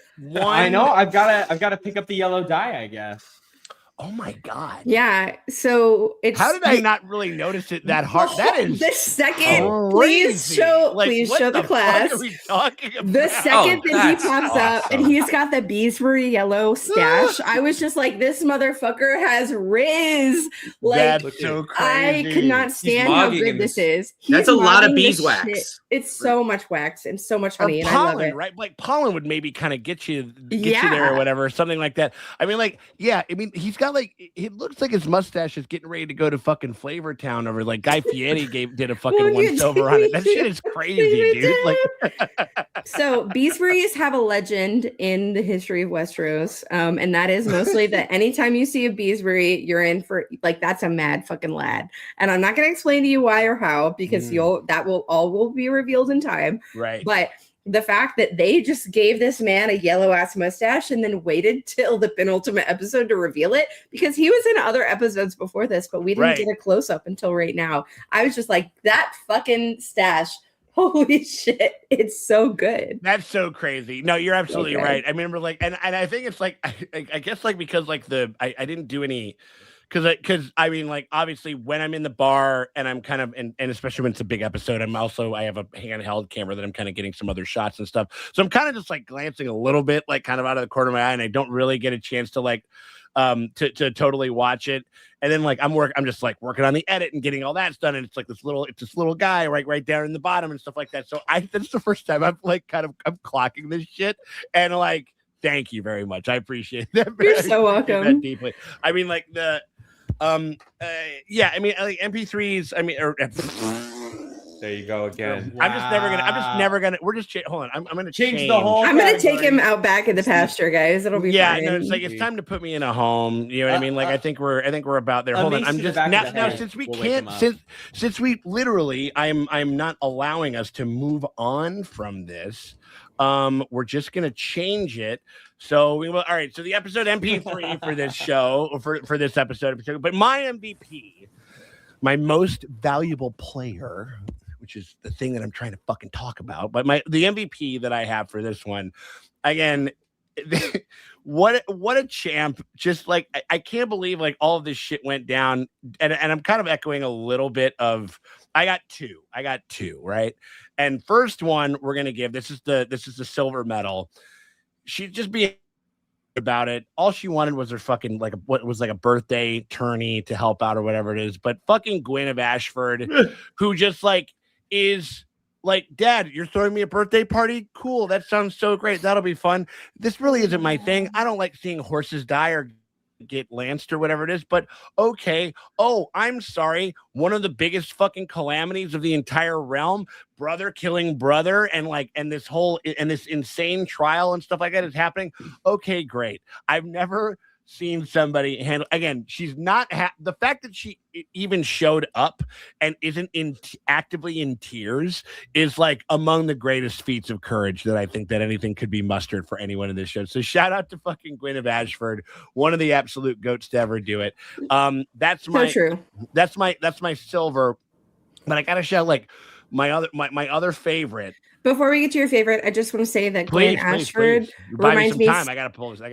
Please. Gwyn Ashford reminds me so much of Abigail Ash from Black Sails. It's crazy. If you've ever seen Black Sails, if you haven't seen Black Sails, you should watch it. That would be a great react for you boys. Just so you know. It's a wonderful story about the golden age of piracy. It's a backdoor pilot for another series that you may know and love. It's really good. And so the kind of like gravitas that this young girl has to carry on her face at all times is crazy. And so I love that we got earlier in the season her like the experience of her bullying Dunk like as a little girl with privilege, because she's going to have to live with the consequences of what's happening for the rest of the season. Like, you're big and stupid, and the reason that you ruined my birthday, like she didn't know it at the time. She didn't know, you know what I mean? But we knew, and honestly, I can't blame her. You're right. You're so right. Here's the thing: sometimes all it takes is just one person to kind of turn the tide within the crowd. Sometimes, like we've been shooting these things and all of a sudden, like, they're doing like a chant in the show, and then the bar will start to chant along with the show. It becomes this really fucking cool, cute little fucking bit of like it was cool. It was fun. It was fun. You were there, Kev. It happened with us and stuff like that. And sometimes it's how you turn the tide and you create like, maybe what was once possibly a heel into a baby face, and you get everybody on his side. Shout out to the I don't even know if she has a name. It's Red. Is it Red? Yeah. Shout out to Red, who was among the first to be like, yeah, fucking get him. And then all of a sudden, everybody starts to kind of come on over, and everybody starts cheering for our guy and stuff like that. So that's an MP, like that's a fucking that is an MP3 that's that an I MP3 can I would hit play on that MP3 anytime, any day of the week. It's like yeah. So again, shout out to Red for being a real one. And then I think we got ourselves just for the next one. If you guys are ready to move on to the next one thing to say about Red in the book, please, which is that I don't believe she's a specific character, but I may be wrong about that. But Red represents the small folk in the story. Sure. And the small folk in the story love Dunk. Like they love Dunk down. Like Dunk is their LeBron. Like Dunk fucking like rules. And so in the story, you get a little bit more of how much the small folk love him. You don't really get that in the show. Or like, he was getting cheered as he was like going into the the like when he's walking the tourney grounds, people are like, I fucking love you, man. I hope you win. Yeah, like they're rooting for him real hard. And so I thought that was a nice kind of a nice nod to the small folks supporting him. Cute. No, I love Steely. It. Yeah. Steely Pate. Yep. Steely Pate. He's been in there for sure. I mean, like the but so, I mean, like, and again, we love to do it, everyone, but we have ourselves. We got to get to it over, guys. We got to talk about our. There's no cure for being a cunt. That horn-blowing cunt of cunts. You cunts. It is the cunt of the week, and I gotta update that thing. I gotta get, because they say cunt a couple of times in this fucking in this show. Yeah, we gotta get everybody in there. Oh yeah, like the Gold Cloak does. Spoilers, boys. They say the word cunt in the other shows quite like a fair amount. So I'm so I don't mean to scandalize you or anything. But kind of can we get a cunt count? Right, exactly. And then also as I told you guys before, there is Maddie's done it before, Morgan's done it before. You can also you don't have to do it the cunt of the week as like a negative. You can definitely do it as like a cunt is in the serving. If you don't have one, and that's no pressure. I'm just like, just letting you know. But Kevin, who's your cunt of the week, would you say? Oh man, you came to me first. I thought you were going to them first for sure. Hey, listen, I can go over. I can go over wherever the fuck. I feel like I'll do mine first, I guess, just because I feel like mine is so obvious. Hit me with it. What you got? It's that Gold Cloak. Obvious. You're not going to cut a little girl's throat. Alistair, yes. Yeah, Alistair, thank you. It's going to be Alistair. I mean, it's an easy pick. I know, child murderer, right? I'm really digging deep, but right. I mean, this guy's a cunt. I mean, look at this guy. Sometimes the easiest answer is the answer. You know what I mean? He's a crooked cop. He's robbing kids in the poorest neighborhood in the city. Yeah. Which I love, by the way, how they did this. It's like the underground in Edinburgh. If you know anything about that, if you don't, look it up. It's crazy. They dug all these tunnels to store stuff in, and then it was too wet, so they stopped using it. The rich people did, and then they made being homeless illegal. So everybody went underground to live in these like caves, basically, who would have been homeless otherwise. Right. And it ended up causing a lot of bad stuff to happen. But anyway, I think that's what this is modeled off of personally, even though you can kind of see the sky. The claustrophobia of it and just how it sort of reminds me of like really nasty version of Amsterdam too. If you've ever been to Amsterdam, you're going through the streets where like you can touch both walls. Like it's sort of got that going on. But anyway, this guy for sure. Super glad our boy gave it to him with his own knife, you know, and then left him to be eaten by pigs. Bricktop style, bro. Yeah, I was about to say it's Bricktop style. I have thought some of the cuts in this show have been very Guy Ritchie adjacent, in my opinion, especially the funny cuts. Yeah, and also the guy playing Fossaway, he's from Lock, Stock, and Two Smoking Barrels. If you don't know, he's the guy. I think his name's Fish in the movie. Okay, where he gets his head, Bullet Tooth Tony pulls him through a window, and he's driving down the street, and he's rolling his window up, and he's making him run faster and faster. It's that guy. Interesting. Yeah, it's just been 20 years. It's just been a minute. No, I mean, like that would have been sick if Arlen would have came over. It's like, do you know what the word nemesis means? You know what I mean, or something like that. That would have been pretty fucking sick. I would have loved that. All right. Well, hey, Bradley, Adam, what do you guys have for your cunt of the week over there? Do you guys have a couple of picks? What are you guys feeling?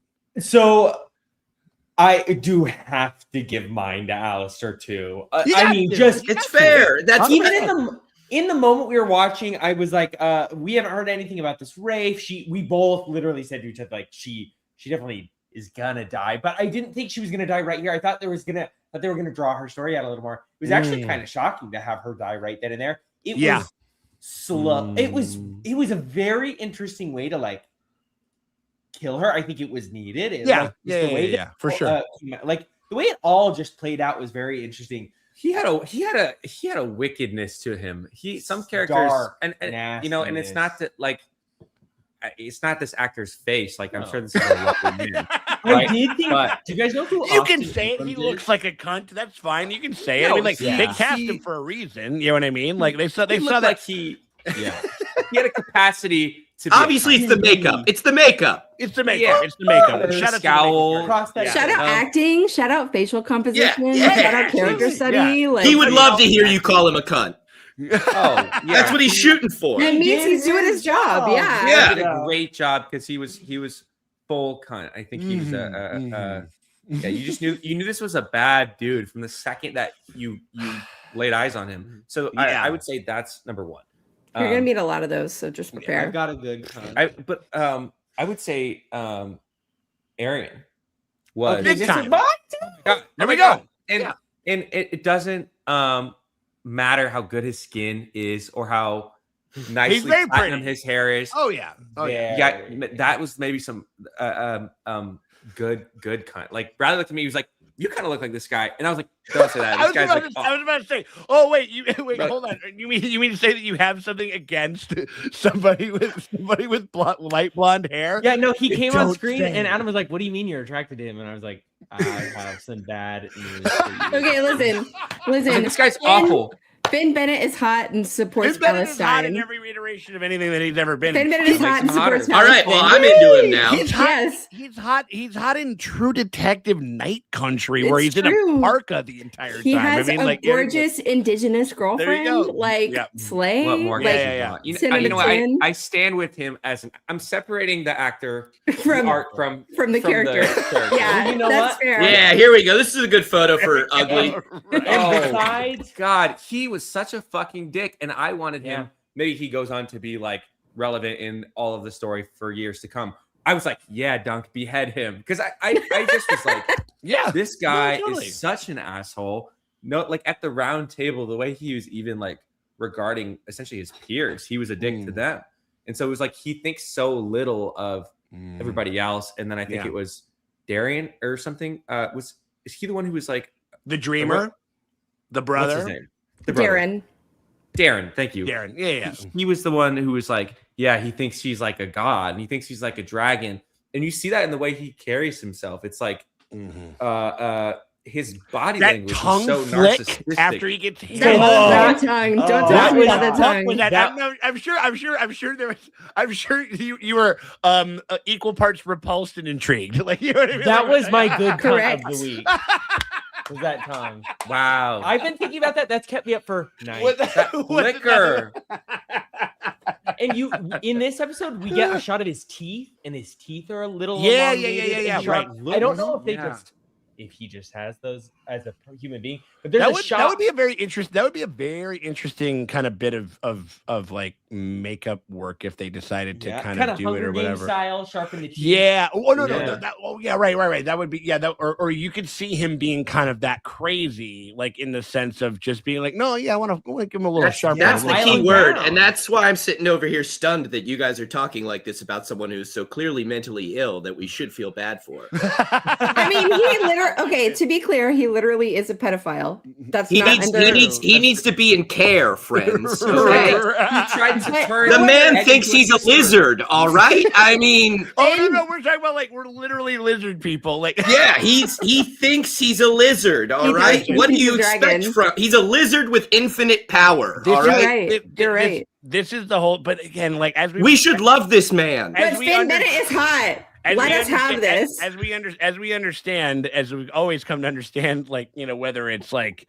Raylo shippers or whatever, it's like whatever problematic shit is, as long as he's hot, it's cool. Like you know what I mean? Like, and that's kind of what it all kind of comes down to. Wait, no, go back to that screen. Go back to that screen. There we go. The screen that launched 1,000 ships. There you go. Like, no. Exactly. Unfortunately, it's happening. What will be interesting is to kind of see, and maybe we'll talk about when we get into like a little bit of predictions and stuff like that. Actually, I'll save it for that. The cunt of the week. I mean, like, I think. Jesus. I mean, like, this one is tough. I mean, I've had a bunch of other, like, we've had some other picks and stuff like that. I'm gonna go with. Who am I going to go with? I know I got a good idea for this. Like, you know what?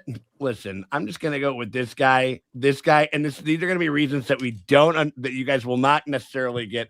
But this guy. Can I guess? It's the dead horse on top of that soldier. It's not the dead horse. It's just the guy. Like, because. I was so close. I was adjacent. Oh because he's a fray. For one. Because he's afraid, and that means only anything that's like don't worry, it's like earmuffs, kids. But he's afraid. He's afraid for one. See, he's right, guys. He had it coming. He had it coming. That's all I got to hear. That sigil, I was like Hightower, but then you're right. It's a fucking phrase sigil. It's a phrase sigil. I didn't see that at all. And so, and then on top of that, if this fucking piece of if this highborn piece of fucking highfalutin shit could have just fucking mustered to stay alive for like another, he had the horse laying on him for like, I don't know, 2-3 days, dies almost immediately after getting like coughed on by Dunk over there. If he could have stayed alive and they could have got the ransom, they would have had the fucking money to get on that boat to go to the free city. You're so right. He's the biggest cunt of the fucking series. We could, but then again, if that would happen, we wouldn't have this show. So maybe I don't know. Maybe I can't be too hard on him over there. Maybe MVP. Maybe the MVP. Who knows? Maybe like, the MVP3. I do love Heather comes. It's like she's like, what? Like, let him cook. Listen, if only he had more teeth. That's the real problem. That's what I'm saying. Yeah, more teeth. That's what I'm saying. We need more of that. And we'll do this. We'll just to wrap it up over here. We got ourselves. It's our last prompt of the again. Hit us with I didn't do my cunt of the week. Did you not? Oh, no. Okay, serve us a little something. Okay, great. Whatever. Okay. So last week I served my cunt of the week was Baylor. That's right. Yes. So this week my cunt of the week is fucking Makar. Fucking Makar Targaryen, that little bastard. Yeah, you gotta talk about it. I'm so sorry. We have to talk about it. You're welcome to. Because he was like, my boy, and I was like, your boy's a fucking pedophile, bro. Sexually assaulting your other children. That's and like true. So in the book they make it like kind of more clear that Makar had no idea that Arian was like this or doing this, and so he kind of comes to the realization during the tourney what Makar is doing to his other kids, right? Right. But in the show, they don't make that clear. So I'm here to say, fuck you, Makar, you're a shit dad. I'm not sad. You're not sad. Okay. Because fuck you.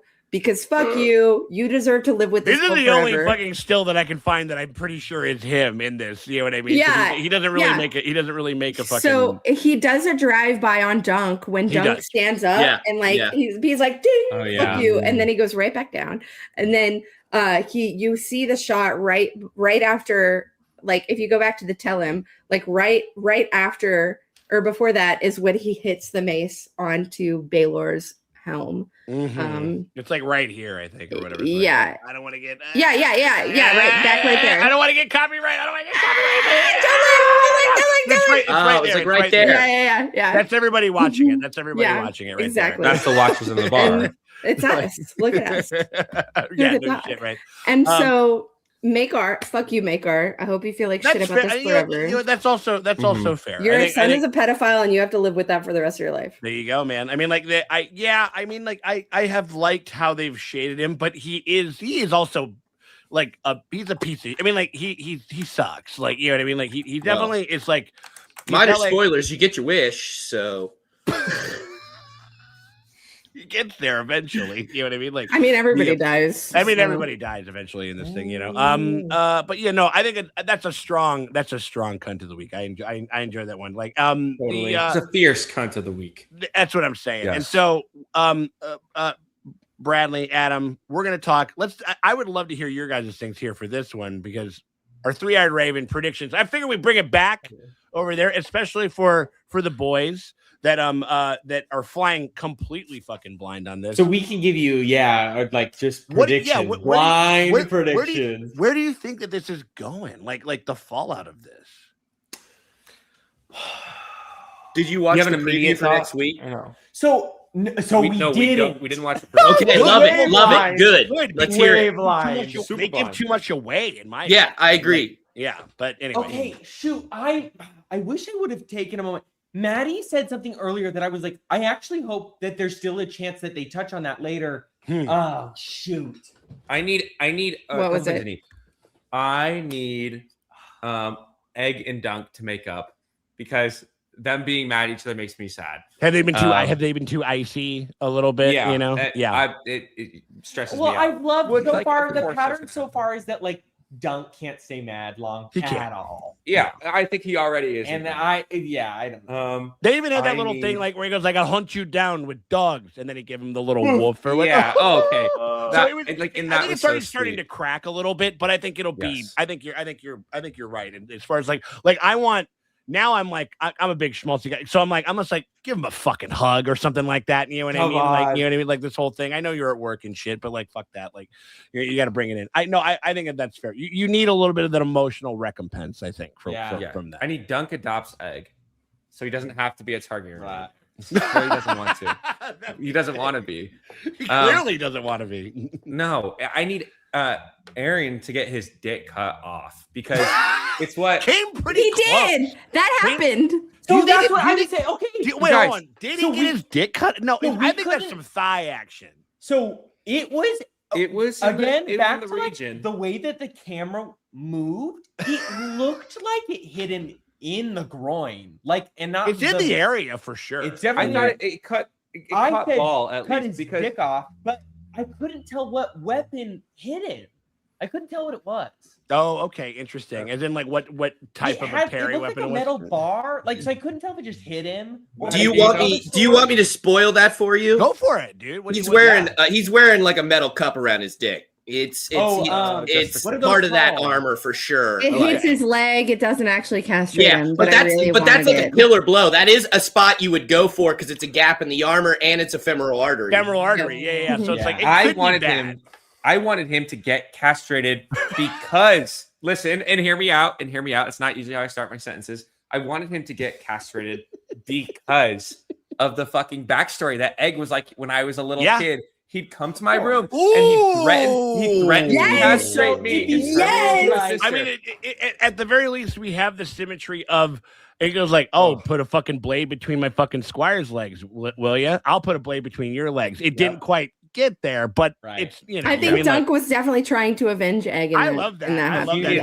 He needed to get his. It was like, yeah, sure. You should probably cut the dick off of the pedophile, incestuous, psychopath. Well, if he's a Alien. lizard, it'd probably Alien. be that. Yeah. Yeah. But what I want going forward is what really fascinated me was the prophetic visions. Obviously, like I don't know this world very much. I don't know how fantasy it was going to get. I didn't know that people were going to be able to have dreams of the future. Yeah. I thought it was really interesting when the woman came up and was to Egg and was like, you're gonna be king and everyone's gonna hate you, you're gonna die in a fire, and then you're gonna be richer than a Lannister.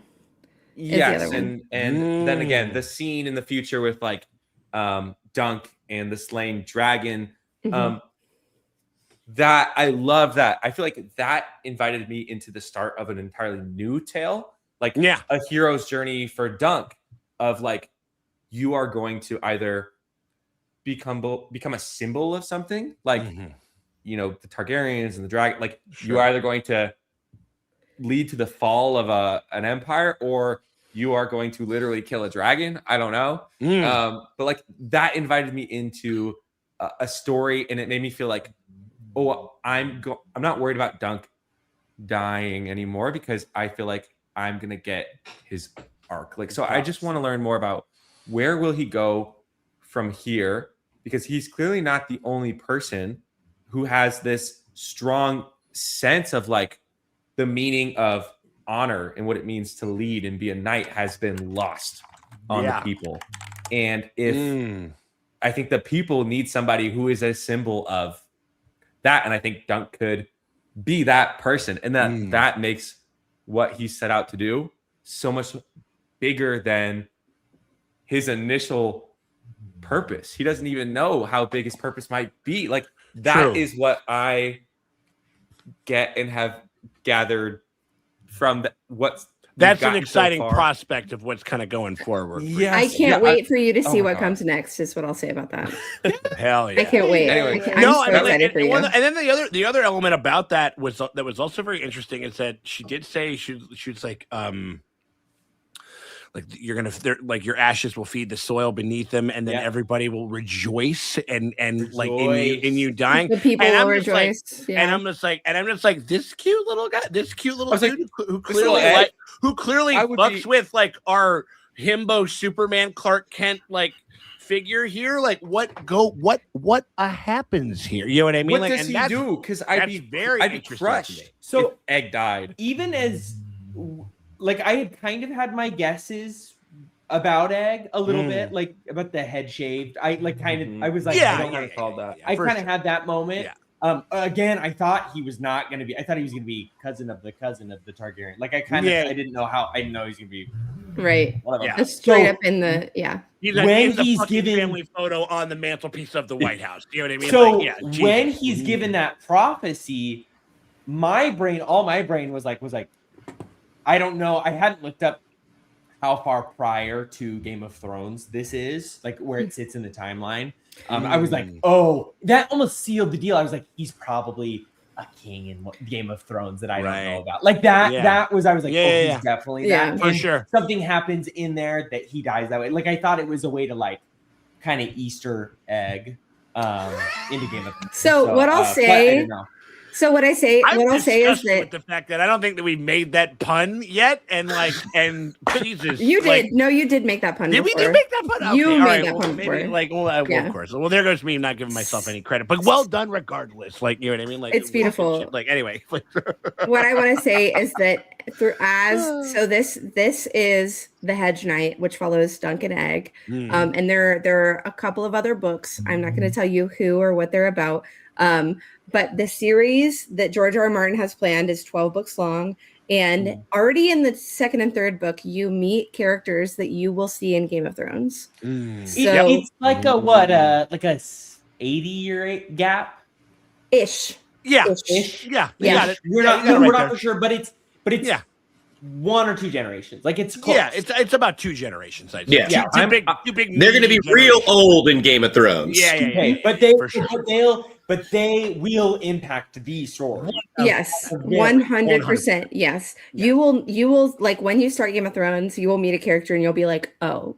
and Oh my you'll be gosh. there. Yeah, I'm really excited for you when you get to that journey. I'm not going to tell you anything else. And having watched this show, that will hit so much deeper. So hard. Yeah, it'll be cool. So much deeper. Like I did Yeah. a fucking a watch with my friend Angel. I was telling you all about where it's like he watched Hot D before Game of Thrones. and then and again it does like I'm not entirely sure Hot D is a prequel to this, correct? To even yes, hot. Yes. So this is in between Hot D and Game of Thrones. Like this is so but it does. I mean, elements about the just a little more familiarity because there's so much that the first couple episodes throw at you. We're dealing with 300 years of imperialism by Targaryens. Yeah, that's the story. Okay, So. Right, and that wasn't like there was so much about the realm and like politically speaking, like wasn't made so apparent as a first time viewer to this series until like the 4th and 5th episodes, where I was like, when they really start to get into it. Yeah, I was like, oh, okay, holy shit! Like I'm getting a sense of like why people live the way they do and how the Targaryens are regarded by other people, and anyways, like nothing further to say there. And just like a lot was opened up in these past 2 episodes. So when it comes to like what am I excited for going forward, I felt like I was from the beginning. I was like, oh, like I'm excited. It's gonna be a fun watch. When you hit like a midway point in a show where you're like you're invested, you're reinvested in like a totally new and different way. That's how I felt this time around. Yeah. I will say a commenter pointed this out. When you start Game of Thrones, if you haven't seen House of the Dragon yet, there is a character that spoils House of the Dragon for you. And also That's true. In Game of Thrones, the tales of Dunk and Egg are spoiled for you. So please be careful when you start watching. If you and then remind me, it's watching order from here on out. Game of Thrones next. Yeah, I would say yes personally. When do you start the stream? Because if you start it after season 3 of House of the Dragon airs, then you could probably do House of the Dragon first. But if you start, you could probably do both and like alternate depending on where the final season of House of the Dragon is. Yeah. Oh, okay. But, I gotcha. So there are spoilers for House of the Dragon in Game of Thrones. There are spoilers for Dunk and Egg in Game of Thrones, and it just depends on what season you are when you get to these things. Yeah, that you get it. Whatever. I'm going to give you a slightly alternate take, which is that I would argue that you should watch Game of Thrones next, just because the quality of the product is so much better that I think it actually makes it so that you can appreciate House of the Dragon more, just because that's filling in gaps for you at that point, rather than being the whole meal. I think that's fair. I think that makes a lot of sense. Like spoiling House but there of the are Dragon, there's going to be weird spoilery things anyway in either one, because it's all at a time. And I will say this, but it's not bad. I wouldn't call them bad spoilers. Like no. And it's kind of the same way that like people will just sort of like rattle off like, oh, that's in the such and such of the Bay of the Duskendale and blah blah blah or whatever the fuck it was, like, and you're just like, oh, not Duskendale. Cool. Yeah, whatever. I love that you pulled that shit out of your ass. Yeah, whatever. I got but no, I think that it's definitely one of those things where it will just kind of wash over you a little bit, and like, I don't know. I mean, I remember I had watched and edited stuff and been really like kind of clued into that show quite a lot, pretty intensely for a long time, and I didn't remember any of that shit. Like, what I mean, like when it came to when we got to Hot D and shit like that. So like, I think that I think that you'll be fine. You know what I mean? Like if that's what you guys wanted to go for. Yeah, I have a really quick question for you guys, all having watched the rest of this material. What do you think about watching Dunk and Egg or Night of the Seven Kingdom is the biggest contribution to this world? Like, what have you been drawn to the most in this story, whether it be the tone or the acting or the context or like, again, little Easter eggs? Like, what about the story that we've been provided so far are you like, wow, as a general fan of Game of Thrones, the House of the Dragon, I am so drawn to this and I love this, and I'm so happy that we got XYZ. I will just got an answer. Yeah, I will just jump in and say that notoriously George R. R. Martin has fallen out with all other showrunners. before this show. So about season 3, season 4 is when George falls out with Game of Thrones, and you should know that before you watch Game of Thrones. Well, then, I actually think I could have maybe already guessed that based on like some reception that I know about because of the things that you've just picked up in the zeitgeist. Yeah. So and then before season 2 is when George R.R. Martin fell out with Ryan Condal for House of the Dragon, and you can really tell respectfully. Wow. Yeah, and he actually was very recently transparent about that. Because he put on Not a Blog, which is his blog, he was like, "Hey, here's the deal with House of the Dragon. Like, I'm just gonna tell you." And so we were like, he gave a lot of inside baseball, a lot of. Is he just like these showrunners want to take it certain directions, and he's like, "This my source material, like these are my yeah." He's like, no, this is important because this is important because this, and then like Ryan Condal literally just stopped talking to him, and he was like, "Man, I wish that I could do anything about that." Right. And so to put that in perspective, Knight of the Seven Kingdoms, he loves Ira Parker so much that there are 3 books in this series. We know there's a plan 12. Ira Parker has all 12 of these things because George loves him so much. So he's been given the full story, these manuscripts. That we do not have. So he has this full perspective, which is pretty crazy. You know what I mean? Like, he has the vision that George R.R. Martin. It's crazy that George R.R. Martin isn't releasing the end of something. It's crazy. Yeah. Anyway, I mean, here's the other thing. One other thing that I will say is that I will definitely like there's an element to which George was just like, listen, all it takes to, like, at least certainly when you're a writer, it just takes like that amount of paper and your imagination to kind of get some stuff on screen. I know that there's probably some things that I know for a fact that there's some changes that they made that they did not have to make, that they could have easily kind of made it a little bit more book accurate and shit like that. And I think that also just given some elements of some of the other previous adaptations, and again, like the fact that they're doing material that like hasn't been out yet, and we don't know how he's going to write it. You know what I mean? And shit like that. And like, could you imagine if a couple of jocks like came in and fucking like kind of half like listen to like you explain this like this really cool concept for an album, go out and make an album, it doesn't get the best reception, and then you still have to make your shit? Like, that would be so weird and bizarre. And like I can understand how raw he is about it and shit like that, but like I don't know, it'll be fucking interesting. You know what I mean? Like, supposedly Winds of Winter is coming out anytime this day. So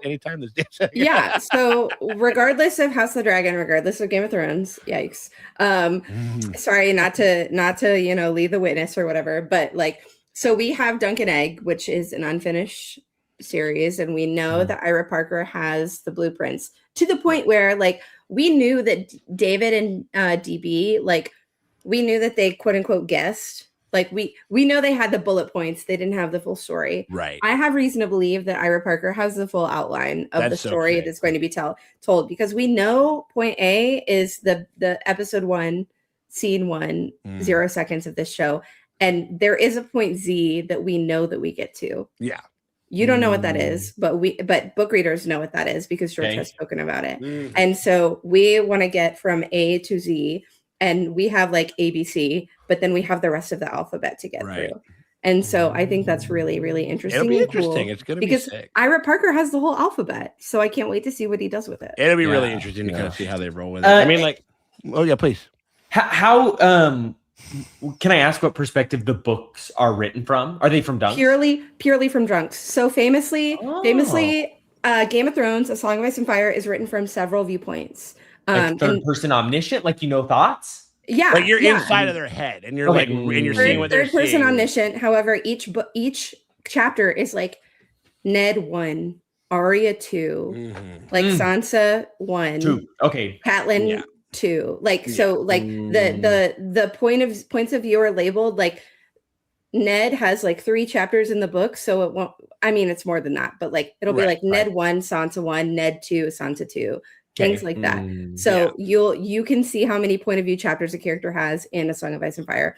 But House of the Dragon is based on a book called Fire and Blood, which is kind of like a Silmarillion. Like it's like a textbook. It is like you're reading a history book. Yeah, so it's Maester kind of Gildain. In world history book. So Maester Gildain's takes like Maester Elisar and Maester and Mushroom the Fool and a bunch of other like kind of like perspectives of the story of the Targaryen house throughout the years and like puts it together. So you'll hear like Maester Gildain says this, or Maester Orwyle says this, Mushroom the Fool says this, and you'll get conflicting views and like different perspectives, which is kind of interesting in the sense on like a history. Well, they're fallible. Yeah, exactly. Like real history, they could be wrong. Yeah. So it works as like an unreliable narrator in that sense. Yep. Exactly. Oh. Whereas the A Knight of the Seven Kingdoms is purely Dunk's point of view, 1-to-1. Yeah. You don't get any other POV. You don't get any other stories. So the things that they've done in the show that are cool have been outside of Dunk's POV and give us more sense of everybody else because we live in Dunk's mind for the whole novel.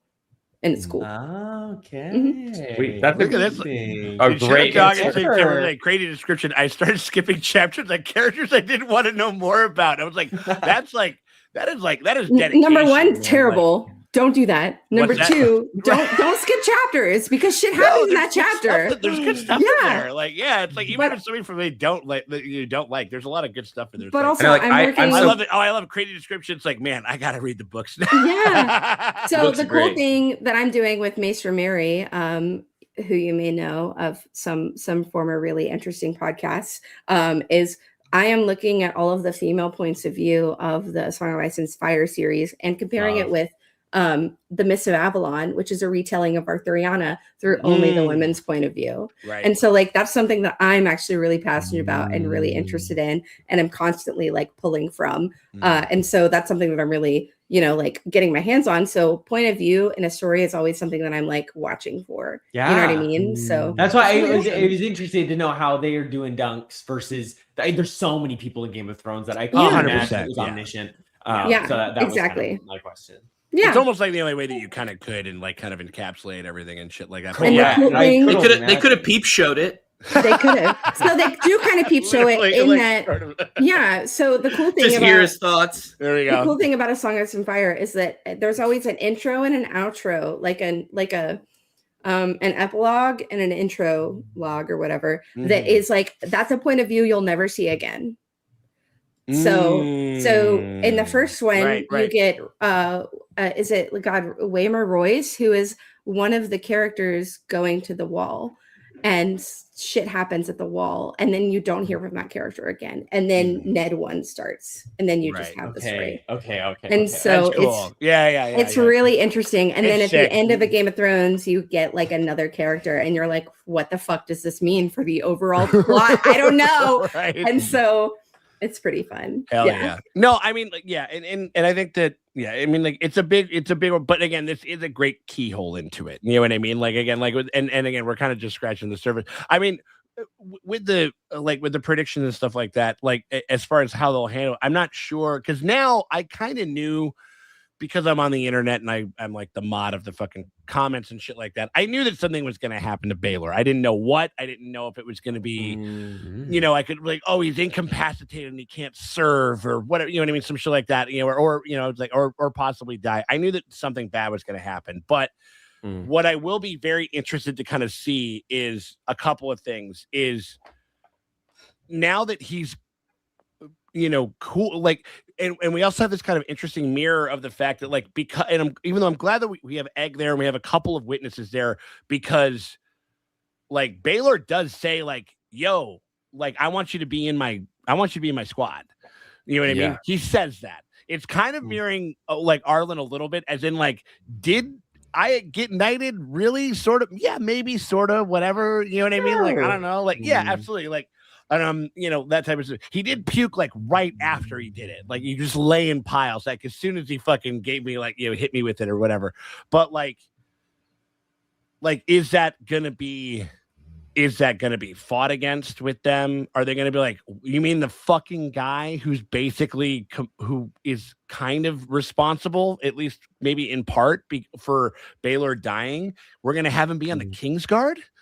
Are you like, you mean the guy who had it by the scruff of the neck and was hitting in the face with a shield, one of the people that he's going to be sworn to protect? We're going to have him on the Secret Service? The tragedy fucking mind? Like, you know what I mean? Like, there's going to be some interesting things, Conflict of conversations. interest. The tragedy of that scene is that nobody but the small folk and Raymond heard anything that Baylor said in that whole scene. Right. Right. That makes me so mad. Egg's there, right?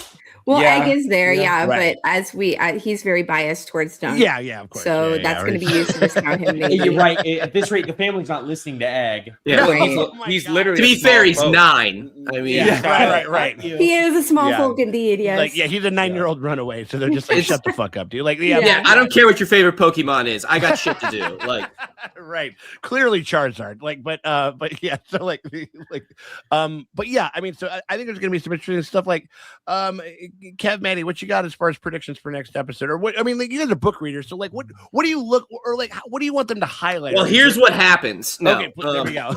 No, oh god. I actually have a safe one because I already mentioned it. I want to see a green apple. I would like to see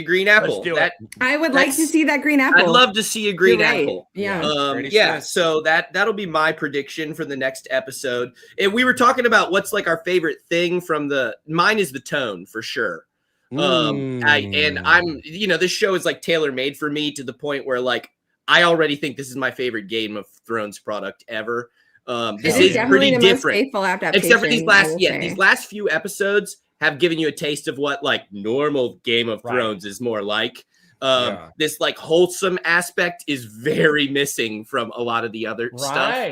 In bits, you get it in bits and pieces. Certain characters, for sure. And there are characters you love and all that, but it's just you can't count on as much in the other show. That's true. As you can in this show, because you know it's from one person's perspective, so you know his perspective is probably going to continue. But like in the other show, nothing is promised. You know, that's true. But there is heartwarming stuff. But this one's getting me as like someone who teaches. I'm a teacher. I teach elementary school special ed. So like there's the part when Dunk is teaching him how to sew and he like gets it right and he's like, yes. And I almost cried like, cause I'm just like, I get it. You know, I get what it's like to be like investing in a kid and they're like trying really hard and then they get it right, you know, like, and that was it's just something that like nothing else in this, you know, world has ever really given me. Certainly a sustained warm and fuzzies, especially at like the first like 2-3 and there's episodes. tragedy. Like I said, I've read the books, so I know that Dunk doesn't have it easy at any point in his life, but like they just do such a good job of giving you both in this show. Big time. And and I just love it. I love it. They really thread the needle. Lovely. Hell yeah. Oh my god. Well, I think that's what I mean. How about? I mean, Maddie, you got anything else? You got anything to put a button on over there as far as like what would you like them to kind of highlight or kind of where you're kind of? I know you're sort of your green scene over there. Yeah, stuff, you know what I mean. Like I'm the three-eyed raven. I'm the three-eyed raven who is maybe active during this time period and maybe name drop next episode. TBD. Right. So basically, like I said, Baylor was wearing Valor's armor. And I hope that gets talked about next episode so that we're not relying on our content creators to explain why Baylor died, essentially. And then also them to litigate that would be smart, I think. Yeah. And Maddie, that's what I meant when I said earlier you said something that I wanted to that's I think there's still room to share that, honestly. I think that'd be great. Well, if you look at the next episode preview, Valar does have a couple lines, so I'm hoping that we actually get a conversation with him where they go through it. So is he gonna hate Dunk? Is he gonna be like, my father said it's your fault? Actually, I don't know. You totally could see. I mean, you could see it happening. He's got a good relationship with his father. I feel like I can tell you that. That's important. So in the book, when Baylor shows up, he's wearing Valar's armor. So Dunk goes, "Oh my God, Prince Valar, I'm honored." Yeah. Like he literally says that. And then Baylor pulls off the helmet. It's like, "Bitch, I'm the heir to the throne." Okay. Yeah. And so they didn't do that during the show. So I wonder if they're going to address it like in the books. General book reader consensus that I've seen is that everyone is like, "Fuck you, Valar. That should have been you. You should have died. Like you should have showed up and died." And so we write for Baylor. I get it. Yeah, I mean we do write for Baylor. He's called Baylor Breakspear because of how hard he goes. Baylor Breakspear. He's dope. He's dope as shit. I'm sad. I really like this guy, and I know him for like 30 minutes. So did everybody.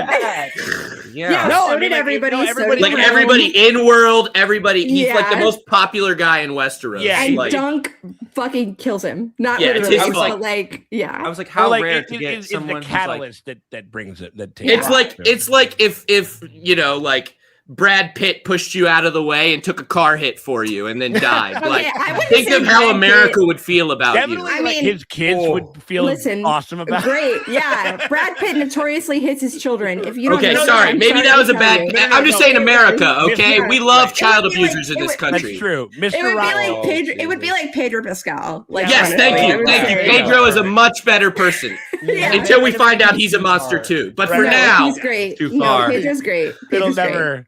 It'll It'll never never happen. happen. It'll never happen. I swear to God. Like the no, I think that yeah, I think that that's what we have to do is we have to kind of litigate like the fallout of this because it was almost completely. It was either a battle or it was backstory. It was only one of those other things. We didn't really cut in with anybody. We didn't get to see very much of the other elements of the battle. I mean, like, it's just because I want it and I like it. I wish that I could have seen Lionel piecing up some people.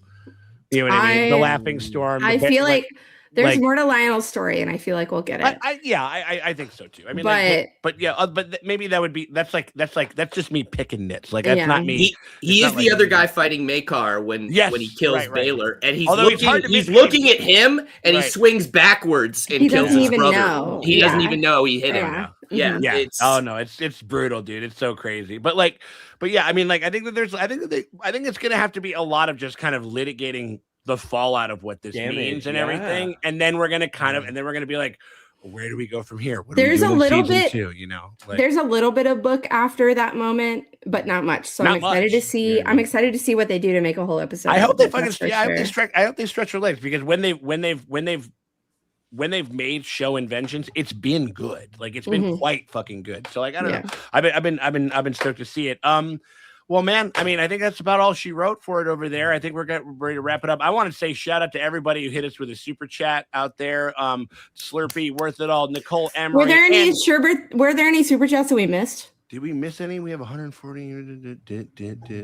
No, I think. Well, hold on. No spoilers. Oh no, wait. Last one from Slurpee. This is what's like. No spoilers, but exceptional and noble Targaryens and tragedy go hand in hand. That's true. That's true. I mean, Madness or greatness. Even though I think that, Yeah. even though I also think that's relatively true for every single motherfucker in this shit, like in this story, kind of, sorta. So I mean, like, I think that I don't know. I just want to say, it was great to meet you on Sunday, Kev. Thank you so much for stopping by, my friend. Where can people find you? I know that you got yourself some reaction stuff going on over there on your channel, YouTube. Hit us up over there. If you're interested, just find me at 100 Companions. And I haven't made anything very recently, but I'm gonna get back on the horse. This is helping me get back on the horse. You're gonna get back on Thunder. You're making right now. Exactly. We are creating as we speak, right? That's literally what, 100%. But find them over there. You did a bunch of like Wheel of Time stuff. I did Wheel of Time. That's the only show that I fully reacted to at this point because I'm like a Wheel of Time book fanatic. Oh, we'll talk. We'll fucking we talk. can do it. I would love to talk, Maddie. I barely held back my commentary about George R.R. Martin being a pale shadow of Robert Jordan. But, listen. Wheel of Time, the show, it was very different from the books, like aggressively different, but I was still a fan. So if anybody's going to go check me out, don't hate me for liking the show. It's an adaptation. It's allowed to be different. Absolutely. And that would be the hardest book series to put on screen in the world, in my opinion. But anyway, that's that. 100 Companions, and I'm gonna get on something else soon. Where some of my other creator friends are pushing me. There we go, man. We got you. Absolutely. And thank you so much, Sean, for having me on. Like, literally, I just showed up at this guy's bar this weekend. He was so nice, and I just pushed myself in between, Morgan. The Draces were very nice. Everybody was very nice. They're great. You got to check that bar out. Isn't that bar fucking great? It's a great bar. It's just a great hangout. I was there almost till close. Did you? I would have been there. I would have been there till close if I didn't want to scare Sean. Unironically, did you go take a piss? Because I love the bathrooms in that place. They're so fun. Oh yeah, I took a lot of pictures of all the anti-ice material. Like we said, I'm from Cincinnati, so I'm just drunkenly walking around Chicago taking pictures of the anti-ice stuff on every 100%. Me and Ireland. Just like, I love this city. Me and Ireland taking pictures of the like free Palestine. Yeah, absolutely. 100%. Absolutely. Yeah, no, anyway, Kevin, we thank you very much for being a part of it. It's like, No, Bradley, thank you guys. Bradley, Adam, y'all, where can people find you? What are you guys covering? Everybody wants to know, like, what are you guys on like over there these days? And like, where can people find you? So we just wrapped up a whirlwind of heated rivalry reactions. I think we're about to start pretty soon. I think God, yeah, we're very we gotta talk about that. excited. Very excited. Gird your little gay loins. Gird It's your such a little crazy. loins. It's I mean, it was a phenomenal. There's a reason it was a phenomenon of a show. It's they pull you in with the hot gay men with the prospect of hot gay sex, but then it's so much more. Yeah. Shout out Jacob Tierney for making that more than just like fucking fetishization. We have a lot to say. We have a about lot to say about that. We talk about it, and there's always room to talk about it more. Like it, you guys are gonna have a time. We couldn't recommend Very excited. reacting. Yes, we just wrapped up that. We're watching a show right now called Looking, which is kind of like a 2014 HBO Sex show. in the City adjacent, Cool. but it's like gay men in San Francisco. There we go. And we're also, what are we about to start? So we're about to start Arcane. Arcane. Hold on, do not. I've never watched that one. Hey, We've never watched it. I am It the is resident amazing. League of Legends expert. If you It is guys need me, amazing. let me know. Huge. We have gotten Rex on Rex on Like, Rex for the past. like People adore literally, that show. like People adore that Yeah. show. Like, yeah, like Has anybody told you guys to watch Our Flag Means Death on the on the my- gay front? My sister has told me to watch. okay, wait. This is where I fight. on the game. We want to fight over that? Yeah, on the gay front. We've Please watched speak. most of it. Okay. So we're kind of at a weird. Or did you And finish? you maybe watch more than me. I watched like 2 episodes. So maybe we should still. I don't remember a ton. in the cards. You know what I mean? Like, yeah. Listen, Yeah, our flag means death is great. It is taking Black Sails as nachos times 5,000. So- I've never watched Black it's Sails. Okay, so, get on that shit. Yeah, there we Black go. Sails. Okay, there we Black go. Sails is everything that you want. There we Okay, go. well, That's then all I'll I'm be gonna on it. say. That's really good to know because we definitely like there's so much that we want to cover this year. 2025 was our first full year as a reaction channel, which is crazy. I'm also realizing now that we still haven't said the name of our channel. It's at Bradam Reacts. If you want to go check it out, which Check 'em out, Bradam y'all. is Bradley plus Adam. Real In case creative. you're wondering. I also love comments that are like, we'll have viewers be like, I've been watching you for 2 years. Like, I love you. I love you, Bradley. I love your blonde hair. That's Bradley. I'm Adam. It's hilarious when that happens. Right. So. We need to get you guys just like T-shirts to be like with like arrows that just point up. I'll and, wear like, a They're sitting in formation. I'll wear Right. a big A. Yeah. I'm excited. B. There we go. Yeah. Yes. No, but this year, I mean, we had so much fun like in 2025 with the channel. This year, we're really excited to both continue with a lot of different queer shows and movies because those have really resonated with our 100%. audience. I think they're underrepresented and underreacted to. So it's cool to like bring a perspective as queer people to give them a home. those stories, especially with like heated rivalry, especially that we have. There's so many queer stories nowadays that are breaching to all audiences and all Breaching demographics. containment. Yeah. Not just my straight friends. They were like, dude, that scene when they did Missionary in the 3rd episode of Heated Rivalry. I'm like, you shouldn't know what that is, but I love that you do. Yeah. So yeah, we're excited to continue to watch a lot of queer media, both new and old. Yeah. And then on top of that, branch out. Like we there is a variety of shows that we're lovers of horror, we're lovers of comedy, we're lovers of sci-fi. So but yeah, immediately so Arcane and Heartbreak High. We just started another fun teen drama, high school drama. We watched the premiere and that was. But that's us. That's who we are. That's our life. Yeah. Feel free to come check out our channel. It And truly thank you means again. It Oh my truly gosh. means the world. you It again for really, having it us. really It- does. Absolutely. We were so excited that you invited us on. And, we love absolutely, this. of course. we're always down to yap and talk anything. Well, who anything knows? I film mean, and like, you know, TV. because I'm pretty sure, because, like, you know, we're gonna cover it. I think we're gonna have to cover it, like, kind of with just me and the Draces, I think, for this iteration. But I mean, like, season 2, heated rivalry, just like with the amount of like fanfare that it's gotten, we're just like, we should just do it in the bar. You know what I mean? And maybe we could do. At Maybe this point, yeah, you that's what should I'm do it saying. in the I mean, like, bar. and, like, Yes. and I think that we do that, and then like, I mean, I think we should at the very least do like maybe like a mid-season or a finale fucking live stream. Now that we've popped now that I have popped your live stream cherry, and I love to be, that I've been able to say that over there. You know what I'm saying? Like, and so, but that's awesome. Actually, give them a look, give them a check out over their channel. They do a bunch of great stuff and a bunch of great work. Maddie, where can people find you, and what's going on over there, gal? You can find me on Instagram at Maddie K Ultra. You can find me on Twitter at Maddie K Plays. You can find me on Blue Sky at just Maddie K without the just. I am many places. I am here. I am there. I am everywhere. I am watching Black Sails. I am watching The Americans. I am doing everything in this moment. If you see like a beautiful, interesting story, like think of me, like at me, tell me to watch it. Let me know what you're watching. I want to know. I'm so intrigued.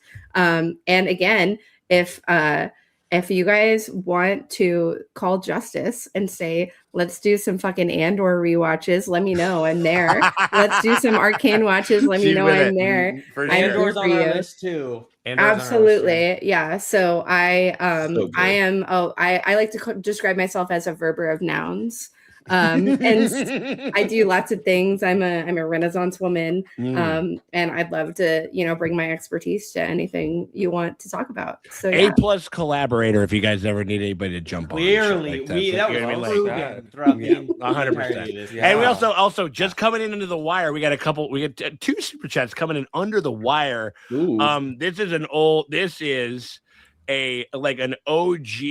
like Dr. watcher, Garf, yes. Dr. Garf over there, aka Hawaiian shirt, my buddy Mike, whatever. It's like the party's here, not Twitch. Just want to say hi, Sean. Thank you very much. Appreciate you, Mike. We love you. And then also coming in again with the best username of the whole thing, Jenny of Coldstone Creamery over there. I demand an apology from Maddie for bringing the concept of a scaly to my life. I don't know what that is. And I'm and I'm afraid to ask. So in the chat, do we have to? No, I'm telling you in the chat. I said, is Arian the first scaly of Westeros? Yes or no? And someone said, what's a scaly? And I said, look it up, smiley face.